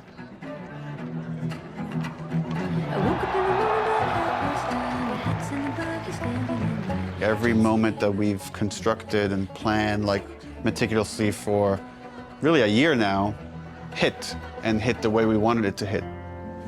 Maybe they're jealous of you. I'm just a girl, not a threat. I think they should be terrified of you.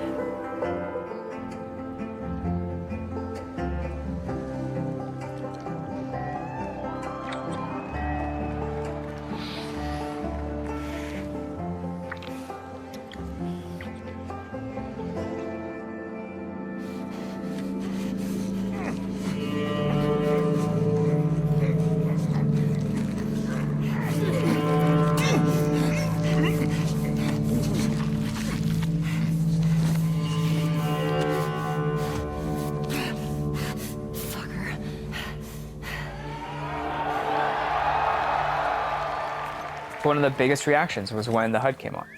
Un applauso alla bionda che ha scritto queste scene. Serio? They looked at that Che forest bello. and Così si fa. thought, there's no way it can look Scrivi, this good. tu Like, sa that's fai cose impossible. fighe But when we e flash the frega HUD, they'd be cazzi like, di yeah, qualunque that's it. altra This cosa is the real possibile. game. People are not ready for this. Like, this is gonna fuck you up.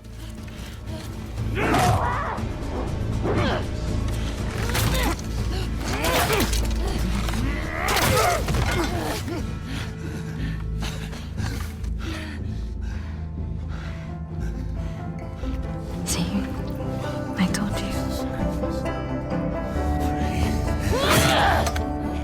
They should be terrified.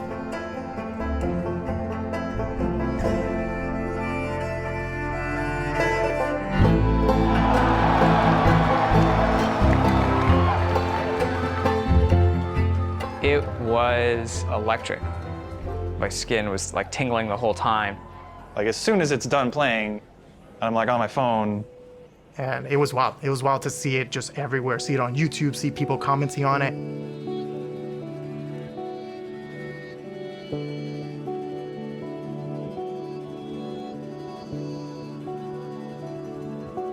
It was a really special moment. I shipped something like as a level designer. There was such a reaction to the animation fidelity. Holy crap, this is the best looking animation I've ever seen. Are you kidding me? We're on the forums, going through the messages, seeing how much people think it's amazing. Someone's like, sort of cynically, that our stuff was fake.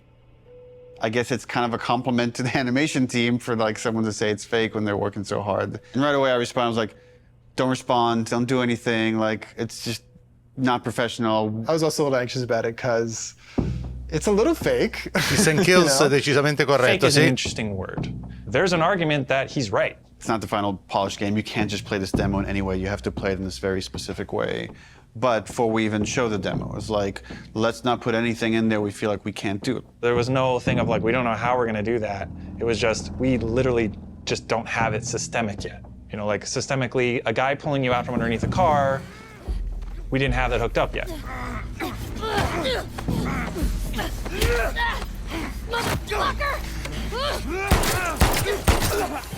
Now we have it hooked up in the game. It's her! God! Arthur! All over soon.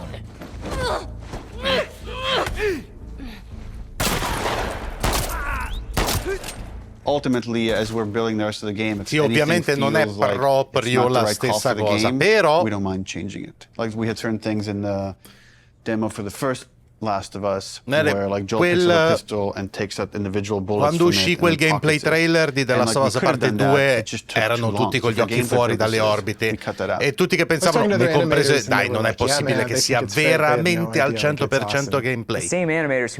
Alla fine tecnicamente non lo era, però lo era il tipo il 90. Quindi cazzi. We knew what we were doing and we knew how special it was. It was a little bit of a microphone drop to the industry, and for many it was inspirational, and they were excited to be able to add some of those details to their games and their future games, and for some of them, it absolutely freaked them out. Vabbè. See, this might be the new bar that's expected sono contenuti molto sensibili. Bisogna stare attento a non insultarli e non dirgli parole brutte. Oh shit, like, perché i contenuti sono sensibili. It's like we have to deliver this. Like we always were gonna, but now it's like people have called us out, so we have to do a full body throw animation when you pick up a bottle and you're running, and not just a partial animation because that guy fucking called us out.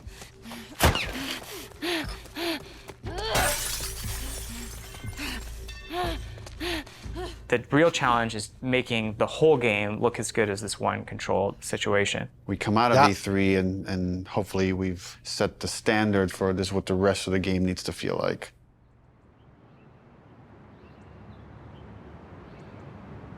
Occhi nuovi?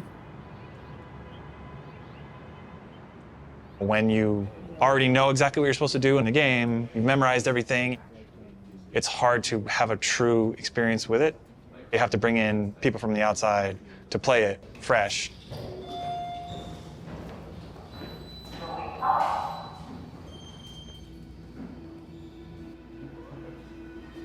And so we try to start playtesting as early as possible.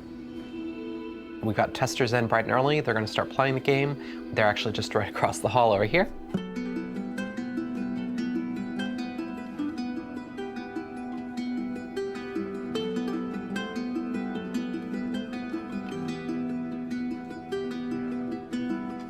It is a fire drill.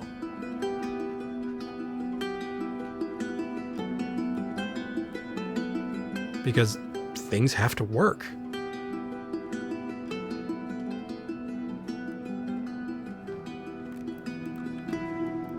So I'm currently watching the 10 people that we have in at the moment focus testing.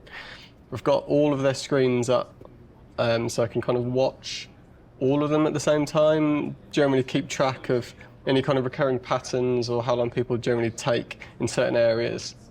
They do things we haven't thought of. And it really shows us where our holes are. It's like, maybe I should change this. Maybe I should try that.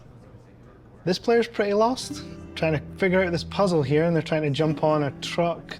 He's got a really awesome solution here where he's putting this plank on a dumpster, and now he's moving the dumpster around. So we'll probably have to go in there and like try and fix some of that stuff up, but we'd rather figure that out now than in 6 months.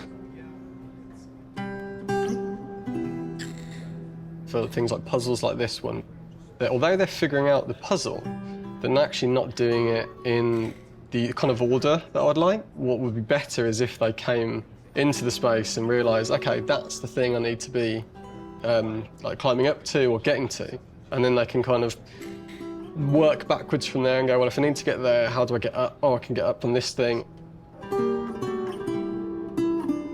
It's quite heartbreaking when you see people who are like really confused or don't get it, and it's something you think like it should be obvious, but it's not at all.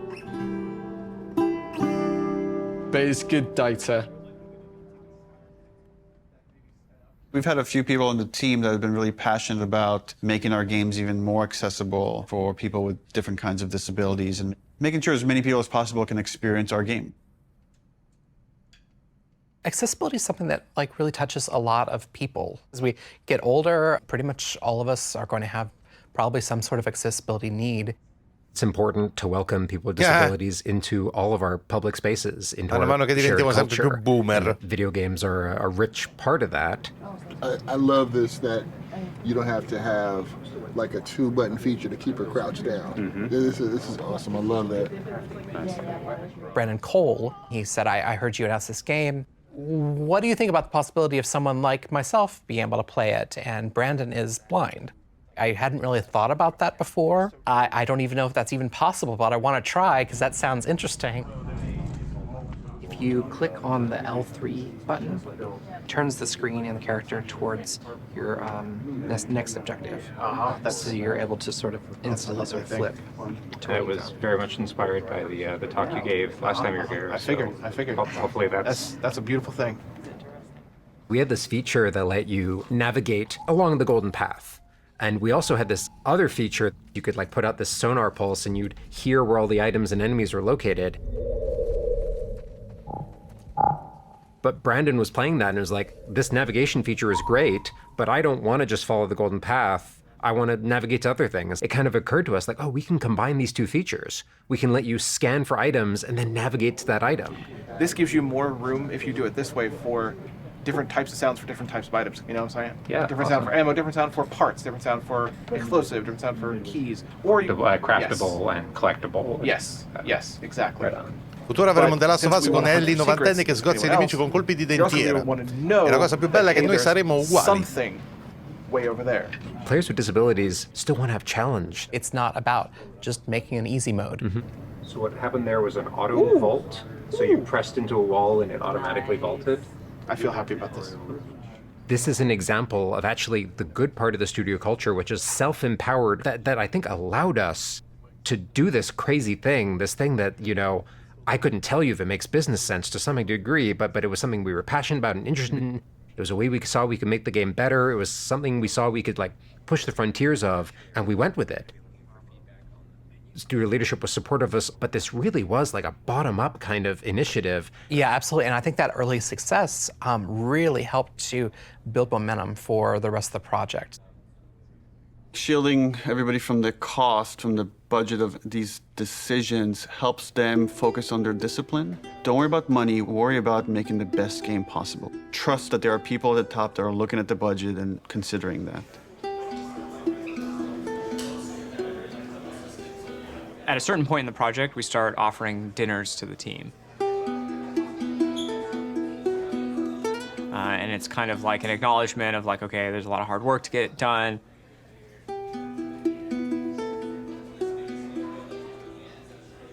And we know people are probably going to want to be staying late. Che è un modo delicato per parlare di crunch. Esatto. Ah, no, invece lo dicono apertamente molto bene. This is crunch.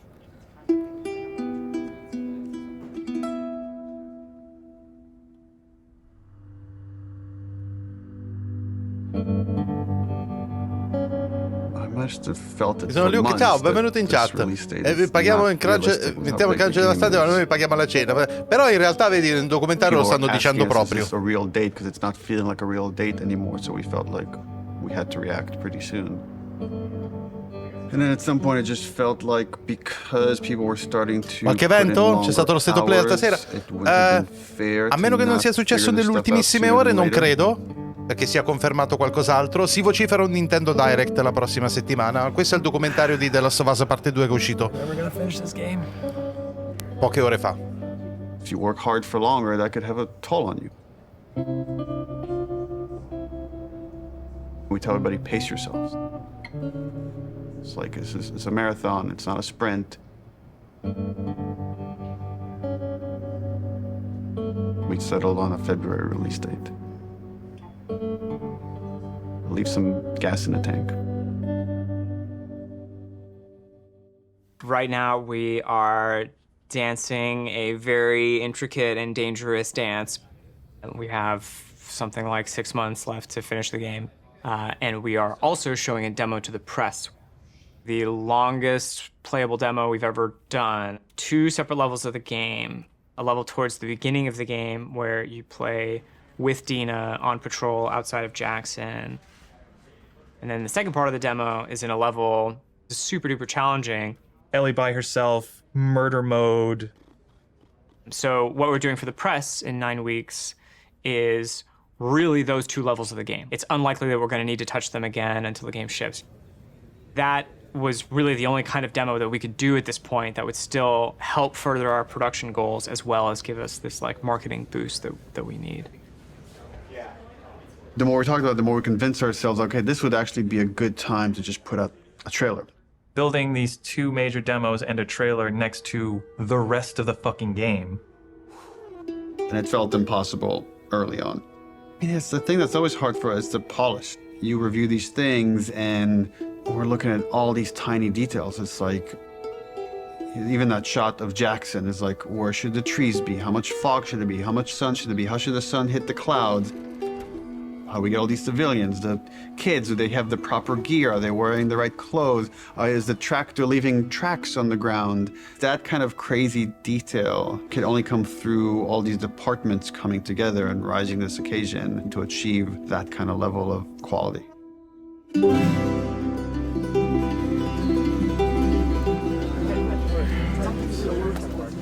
We wanted to show the team the final trailer. Before we show you the trailer, just to say thank you to everyone, where we jumped from doing a 3-hour demo to this trailer where we had almost nothing, and it's like pretty amazing what we can do when we all come together. In fact, it's so amazing you can forget, and I've been here for a long time and I can forget. So to remind you, and maybe reignite some of that panic, we're going to show you 2 trailers. One from exactly a month ago, and one from about an hour ago when we wrapped up the trailer. So enjoy.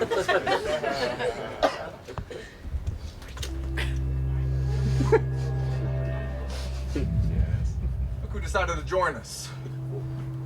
All right, you all know the drill. Dina, where are you?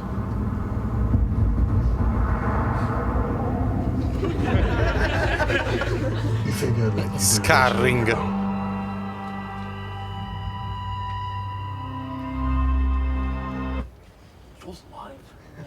That only gets 1 clap. Keep in mind, this is what the whole game's going to look like. We're going to make it this awesome.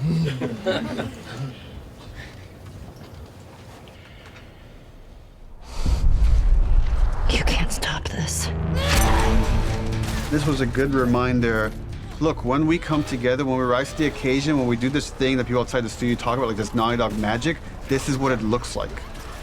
So when you look at parts of the game that aren't there yet, know that we could get there in a pretty short period of time when we're so focused. E ci manca ancora un pezzo di documentario, quindi probabilmente parleranno anche del mega leak, della controversia pre-lancio. The date was the scariest part of it. We got the trailer done. We'll talk to you.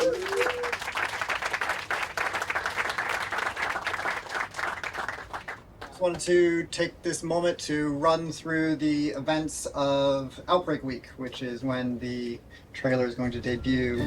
We are going to be having the big press event in Koreatown at this giant warehouse. We're actually having 80 journalists from all over the world come. We made sure very comfortable chairs for 3 hours.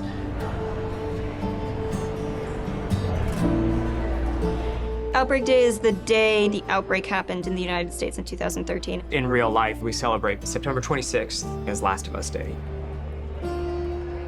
Every September 26th, we've done something for Last of Us fans. When people play these two sections, which are very different, I hope and I feel that both of them are equally impressive.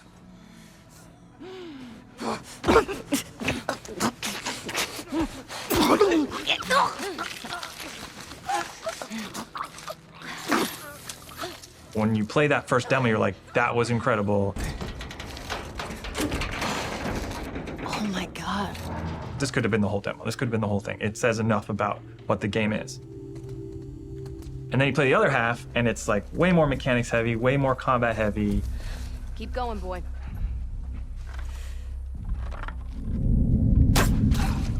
There. In the highest level of how Naughty Dog is perceived as a company, it's that we're story first and mechanics second. A lot of it is, I think, proving to the press and proving to people that, yes, we can do both.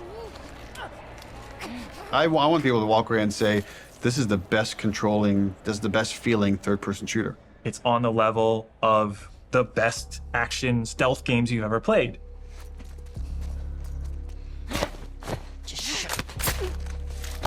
So one of the things that I've always found really exciting about The Last of Us is the kind of fidelity with which we represent human intelligence. Ecco, questo assolutamente. Il gameplay di The Last of Us è bello, cioè è fatto di tante cose che sono insieme interessanti, ma continuo a pensare che il gameplay non sia la parte forte del gioco. We had a number of sessions where the animation team, design team, and programmers all got together and we acted out a number of scenarios. And what that does is it gives us really great reference and touch points that we can always look back to about the way that we naturally behave, the way we naturally respond to each other. And those are the types of details that we want to weave back into the game. Someone took out Zoe! Who the fuck's out there? Sweep the whole goddamn street. Our NPCs are named so that you understand these people have relationships. Sì, questa è un'altra cosa stupenda. Little mini loop of the whole premise of the game. Omar! Flanker! I just killed their friend and they want to kill me now.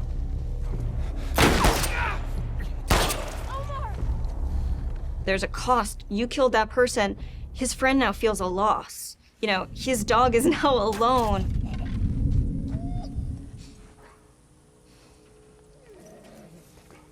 Dogs are really difficult to start off with because they're quadrupeds. They just don't turn around. They kind of like wheel around a little bit. Smell something, girl? The main concern we had is how is it that we can actually get a dog to perform a dance card on the motion capture set? And when we finally brought them on set, it was just incredible what these dogs were capable of doing and what the trainers were able to accomplish in a short time. Jump, jump, jump, jump! Oh, boy, there you go. Che figata. They move extremely quickly. Sì, madonna, i cani sono tremendi. They are very low to the ground. You have like these attacks that are designed to go up here, and now you have to kind of do them down there. Killing a dog has gotten people more like upset than anything else in the game, than hanging people, than eviscerating people. We're gonna break new ground in dog murder.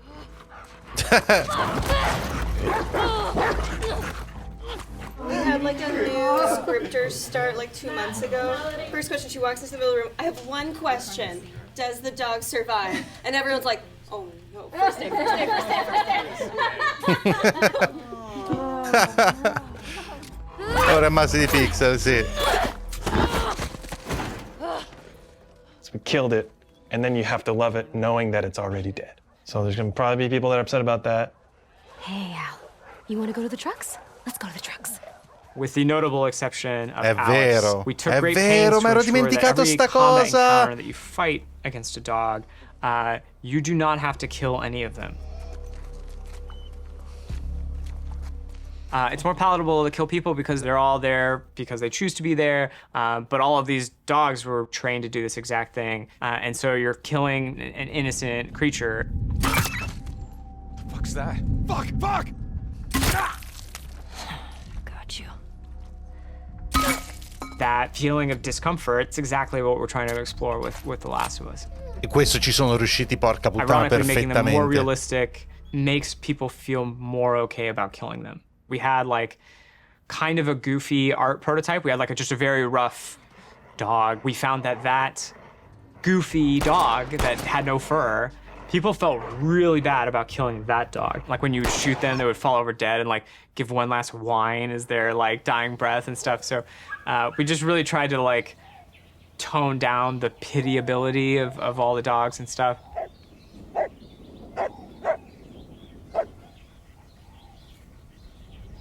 The best sound in most games are the stuff you don't notice. The Foley in the game is extremely detailed.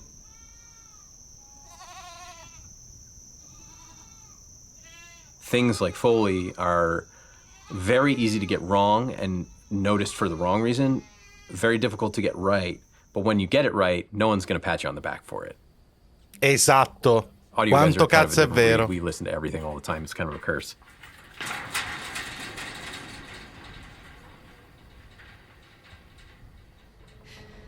Our ability to use pre-recorded assets from a library that's like commercially available has been diminished almost entirely because we have very specific needs. Do one more of those.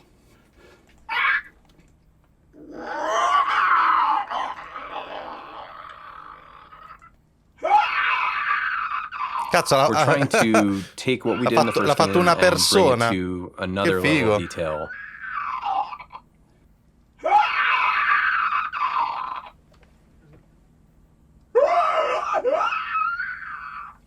Yeah, play with that a little bit. Like mixing that tonality in is cool. Yeah. The enemies themselves, especially the infected, have had to go through a review process. In the first game, they're pretty coarse. They're basically like on or off. They're either walking around mumbling or they're freaking out trying to get you.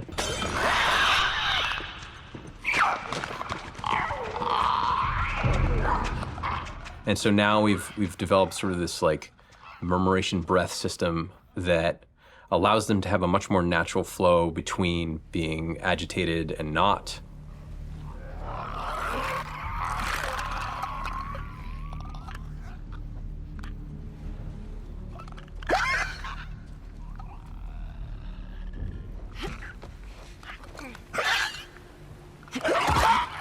A big part of those recording sessions is working with the voice actors. It's much more collaborative. Yeah, that's cool. I kind of want to see what your more natural voice sounds like. You're basically trying to coach people that they're not zombies. Yeah, now imagine sprinting like that. Ready out of breath. No, Oh that's yeah, cool, dude. man. Yeah, take your time, man. That's really great. One of the folks that we worked with, the sounds he was able to generate from himself was unlike anything I've ever heard before.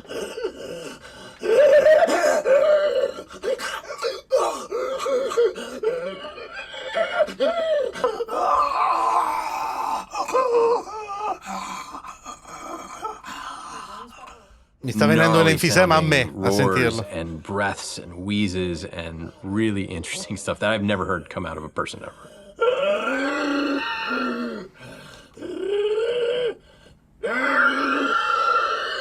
Sound is, we're inherently post-production on a lot of this stuff. We kind of just have to be jamming and we have to be as prepared as possible, and that's what we try to do. A lot of stuff is yet to come for us, which means there's not a lot of time left, which means that it's going to get really intense. It gets really intense for everybody, but for audio in particular, we'll be here late.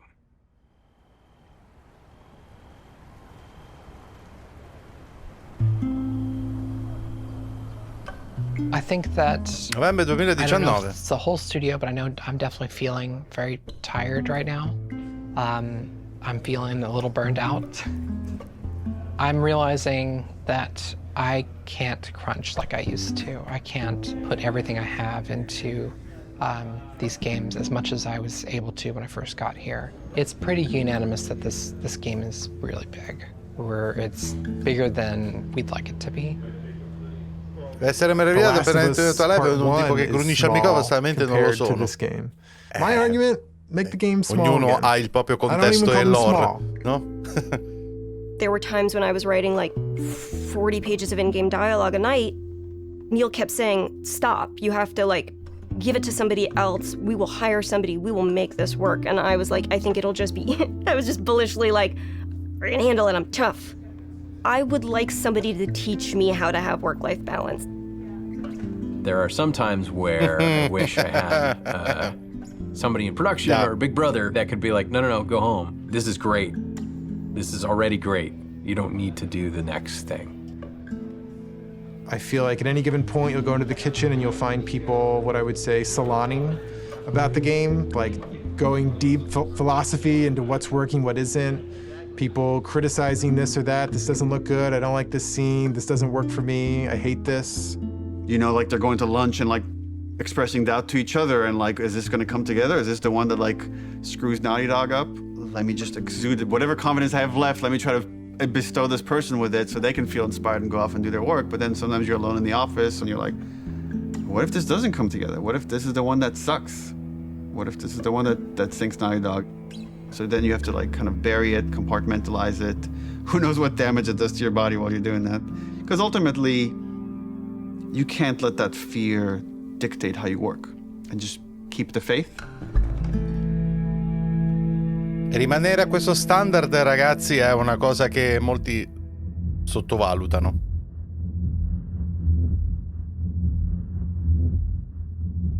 Ah, ok. Tutto quello che vediamo adesso è stato registrato dopo perché c'è stata pandemia, nessuno ha più potuto registrare niente. The game was just about done, was content complete. We were fixing bugs when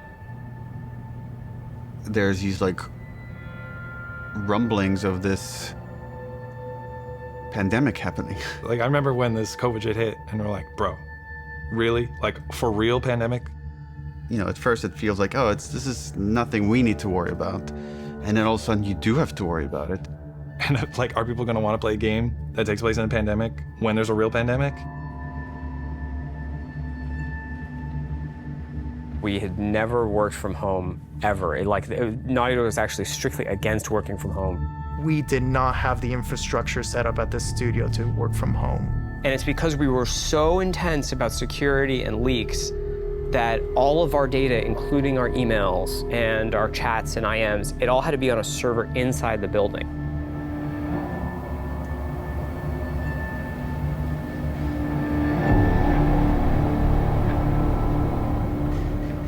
We were like air-gapped from the outside world.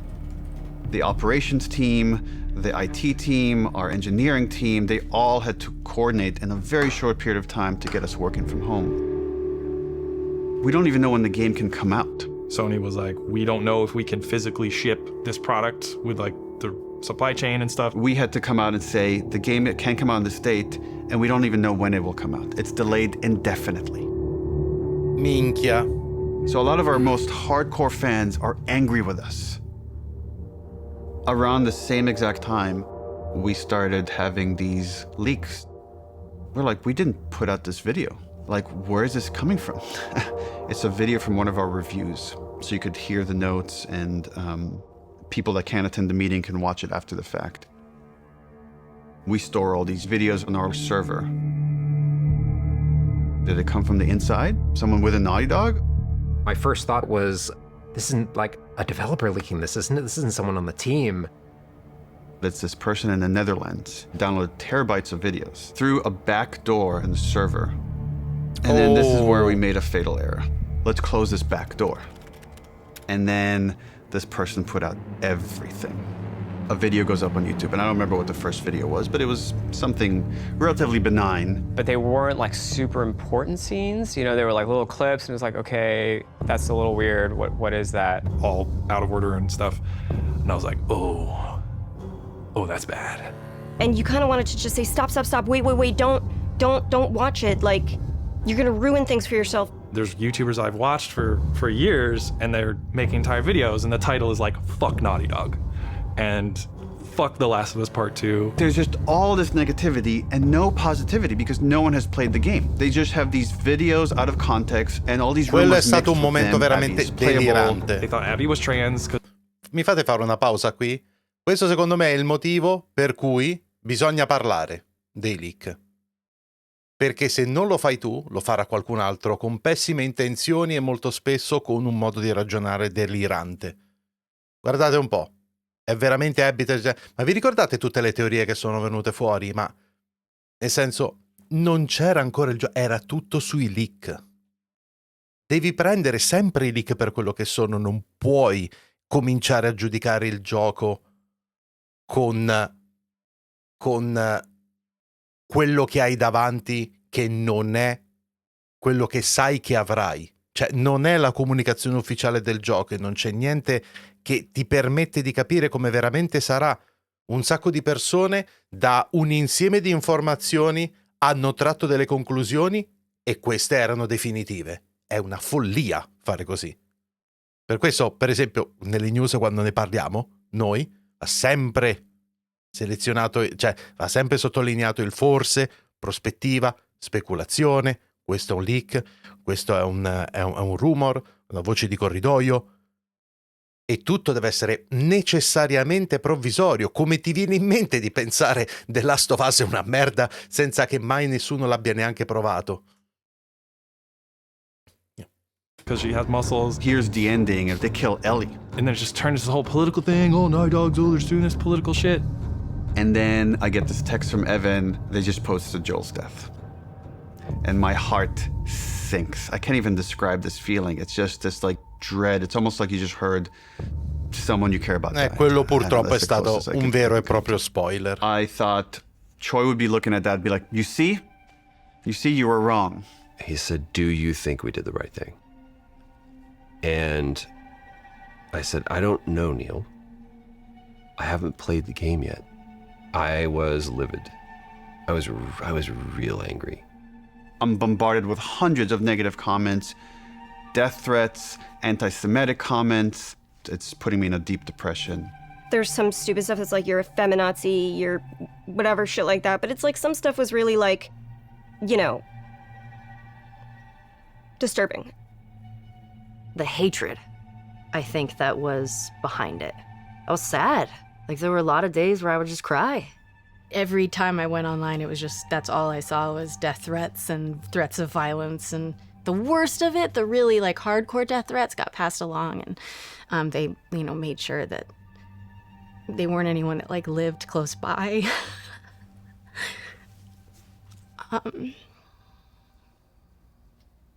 Yeah, they were like threatening my son, you know, who was born during all of it. And yeah, it was rough. It was rough. But, you know, more than anything. Cioè, ma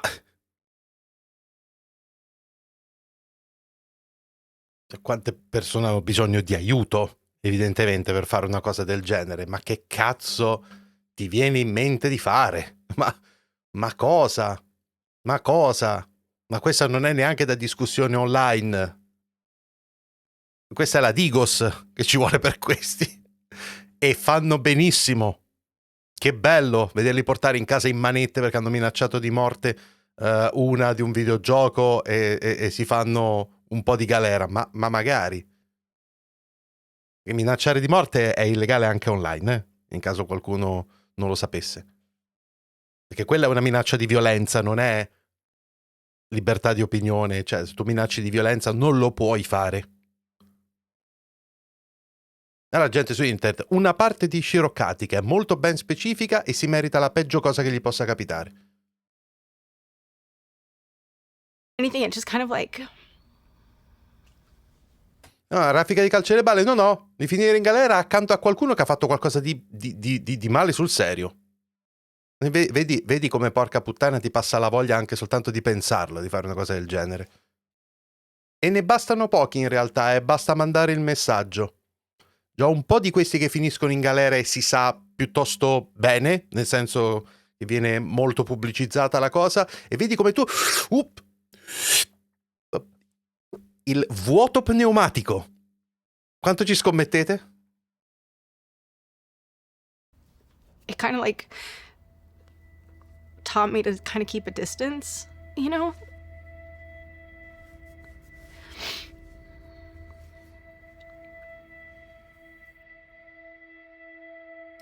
This thing that I spent 4.5 Vale la pena years giocare al on, remaster di it's Last of kind Us of getting Parte. violated. Per il solo upgrade grafico, secondo me no. There's like nothing you can do. Però c'è release la the game nuova, sooner 'cause la nuova it's not modalità done che yet. sembra carina.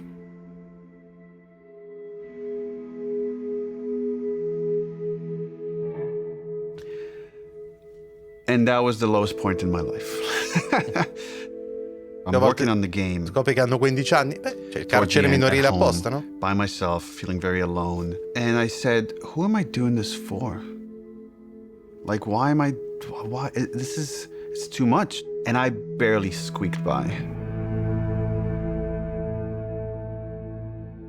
And then we were able to finish it. And, we sent it to reviewers, and reviews are through the roof. Io un po' di questi idioti me li sono segnati, perché ci sono stati dei content creator che hanno fatto sta menata de merda, e qualcuno lo seguivo anche, immediatamente said, smesso di seguire. Dude, I'm sorry. I feel like I failed you. And he's like, what are you talking about? And I'm like, yeah, I just know how some people talk. He's like, oh, dude, I don't care. I played the game, and I love it. And I got really emotional. I was like, I realized how much I care about Troy caring about the game. And that was... Alcuni sono imbecilli, non si rendono conto delle conseguenze. Una parte piccola è proprio fatta di cattiveria. La pena non cambia. I didn't really like what they did to Joel. I was like, great, awesome. Tell me a better version of the story. And to this day, they still can't. It was a traumatic experience for myself and many people on the team. And the kind of hate we got because of those leaks will stay with me forever. And I can't even describe how angry I was of what the damage this person did to us. I want them punished in every sort of way. I wanted this to be this villain. And this person is like, in their 20s or whatever. They live with their parents. And it's a fan. And then when we delayed the game indefinitely, this is what they said, is like, I wanted to force Naughty Dog's hand. I wanted to force them to release the game. So I thought if I just put out all the videos, eventually they'll put out the game, which again was never an option for us. Ma che cazzo? And I remember sitting there, sitting in my anger, and then slowing down and just saying, okay, if anybody should take the lesson from Last of Us Part 2, it should probably be us. Just let it go.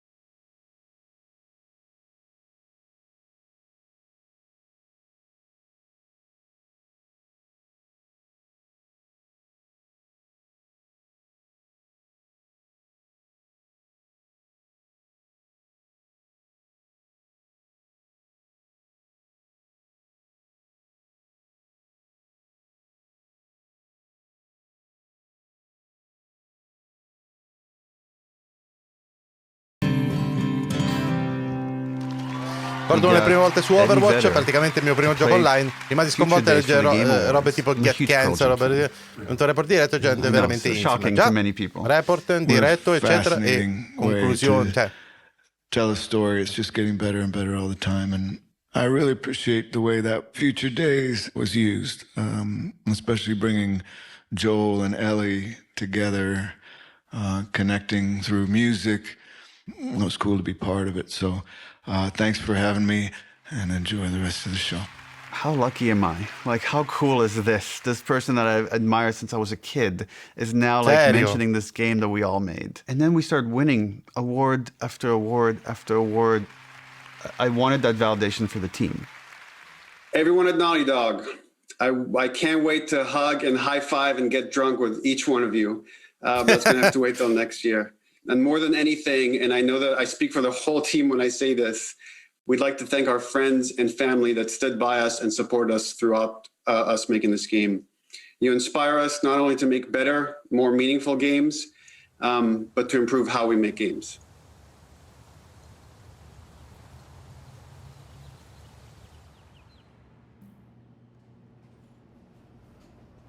The pandemic kind of brought up that question of like health and mental health. Are we developers that are going to stay at the studio and have full careers? How do we make this sustainable? I chuckle in retrospect, just how absurd the failure of trying to alleviate crunch was. If you have great processes and you're super organized, that doesn't fix crunch. What that does is it allows you to make a bigger game. We read the post-mortem feedback for The Last of Us 2, and it was really, really upsetting to see what coworkers had gone through. So we were highly motivated to try to figure out how to fix it. Everything about our workflows were already being upended with remote work and everything. So it's like, okay, well, yeah, we got to do this now. And we knew that to make the real changes we did, it would take the entire studio working together. We now have the goal for Naughty Dog to eliminate crunch. The only thing that fixes crunch, the only thing, is just deciding that you're not going to crunch. When we onboard people, we tell them, you know, we have a reputation as a studio for crunching, and it's something we don't want. And it's something we're not going to do anymore. First, we had to do, what is crunch? Let's define it. Because when you just look at hours, that turned out to be too simplistic. It's a multitude of factors. It's not just like one thing. It's not just, oh, because of this is what's causing crunch. It's literally like so many of these little things. How do we make sure no one at Naughty Dog burns out? You know, every couple of months, we send out a 90-second questionnaire that goes, are you worried about your workload? Are you worried about having to work overtime? If you feel like I'm overburdened with work, you have to tell somebody. We used to, as a studio, when we were getting close to shipping a game, bring in dinners for the whole studio.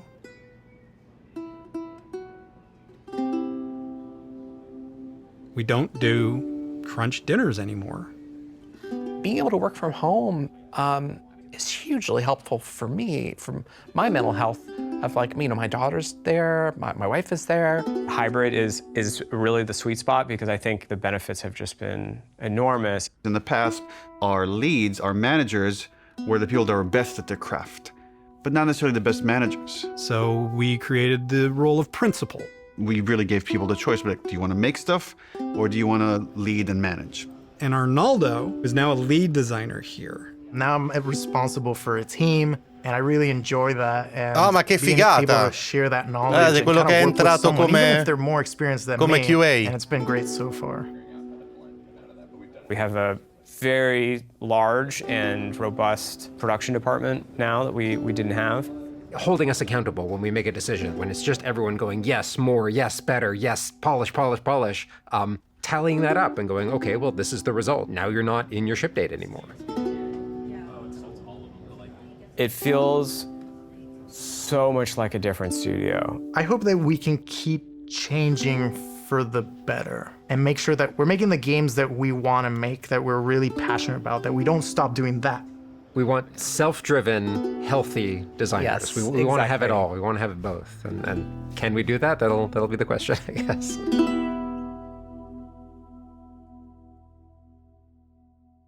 The HBO's thing has been a wild ride. Oh, non vedo l'ora che arrivi la seconda stagione. I just wanted it to be like good. Like, dude, if it just comes out and it's a good show, like that's gonna be huge.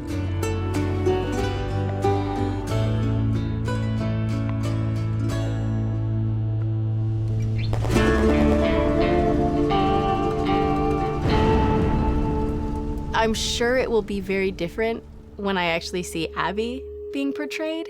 That will be so weird. I can't imagine what Ashley and Troy must be feeling. Specifically because Ellie is a part of my heart. In some ways, it was really hard. I feel like Bella was the only person who could play her.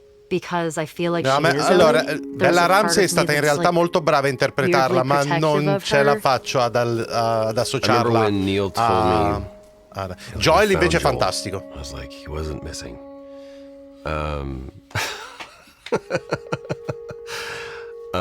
He goes, Pedro Pascal. And I went, oh, we're bulletproof. It No, felt Pedro like Pascal Craig mi and piace Neil tantissimo together nel ruolo di saw Joel. that this was a story about Bella Ramsey è humanity, stata and they made it a brava, story ma about humanity. molto in realtà, ma porca miseria, non ce la faccio. Who knew that was waiting? Craig's screaming from the sidelines going, I did. Titanic, grazie mille. When Neil and Craig asked me to play Ellie's mother, Anna, it made me so happy. And I'm crying, so it doesn't seem like it, but it was symbolic in so many ways to me. Being able to sort of bring Ellie into the world, be the first one to fight for her.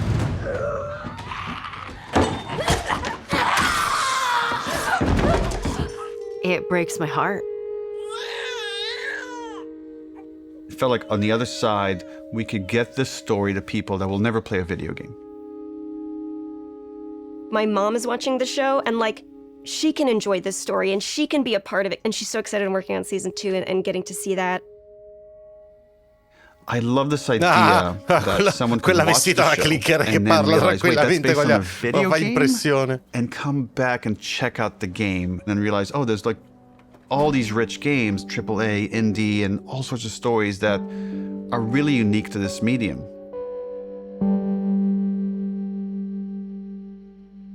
No, che bello, Future Taste. I Questo è did some l'ultimo other capitolo. interview Che where figata. someone asked me about The Last of Us and would there be any more stories or something. And I mentioned, like, you know, we have written a story that takes place after Last of Us 2 that stars Tommy.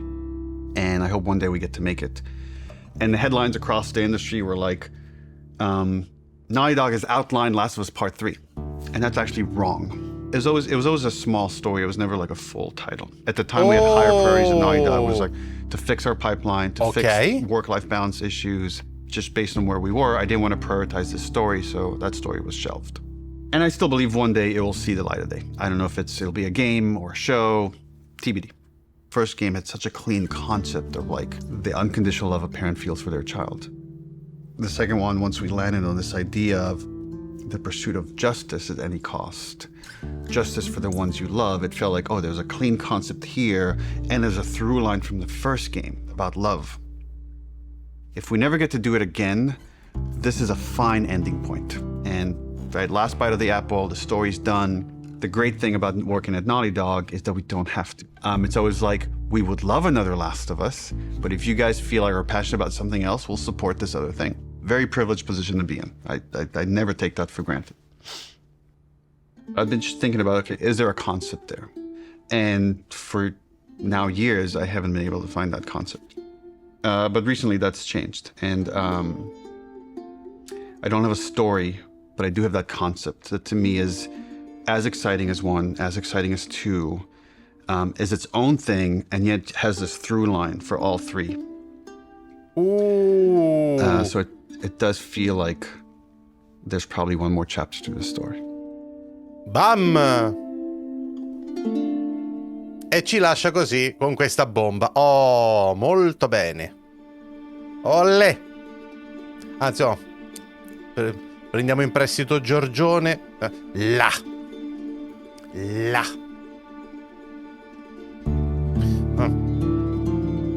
Ok. Ragazzi, molto molto bene.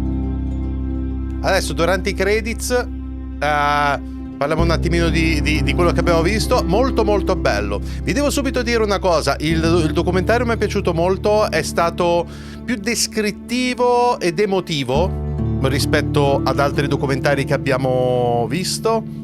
Quello di Santa Monica, per esempio, quello del making di God of War, è stato sempre descrittivo, ma secondo me più viscerale.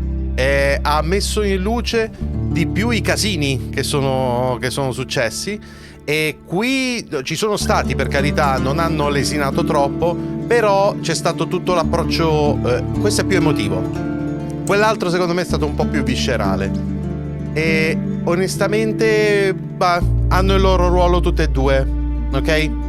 e d'altronde ci sta. Uno studio che lavora in questa maniera. Io spero solo che la parte del crunch mi è sembrata un tantinello troppo idilliaca. Spero tanto che la parte del crunch sia davvero reale e non sia un oh mio Dio, sì, eravamo quelli cattivi del crunch, ma adesso siamo un sacco buonissimi, no? Non lo so.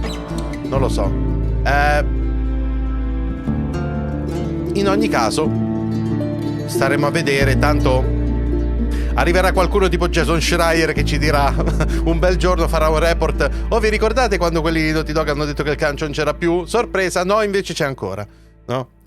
Quindi in realtà è una cosa che penso che si saprà molto presto. Quindi, ok, questo era tutto il documentario, ragazzi. Molto contento di averlo visto insieme a voi. È lungo, sono un paio d'ore di documentario e ci siamo belli immersi in tutto questo. È un gioco che effettivamente ha il suo spazio e, tra parentesi, finita questa live lo continueremo a giocare insieme, non a caso, e posso dire che mi è piaciuto. È stato un po' più infiocchettato rispetto ad altri, però allo stesso tempo comunque si è parlato di tutto quello di cui c'era da parlare, quindi non ho da dire che sento delle particolari mancanze. Così su due piedi, poi magari ci penso e me ne viene in mente qualcuna, ma così su due piedi non mi viene in mente nulla di male. Mi è sembrata anche a me una mezza paraculata quella del crunch, però può darsi, nel senso non lo sappiamo, e come ho detto ci sono svariati personaggi che lanciano indiscrezioni a destra e a manca e giornalisti che fanno report, perciò se invece così non dovesse essere e hanno mentito, lo verremo a sapere probabilmente, e ciò è bene. Ragazzi, questo era il documentario di The Last of Us Parte 2. Buona parte dei commenti che volevo fare l'ho fatti un po' durante il documentario, che ho cercato di non interrompere troppo per non fare la cosa troppo lunga, però allo stesso tempo penso che sia stato un bene ogni tanto fare qualche commentino. E alla fine mi sento di dire, questo è servito anche come ufficiale indiscrezione, diciamo così, della presenza del terzo capitolo di The Last of Us.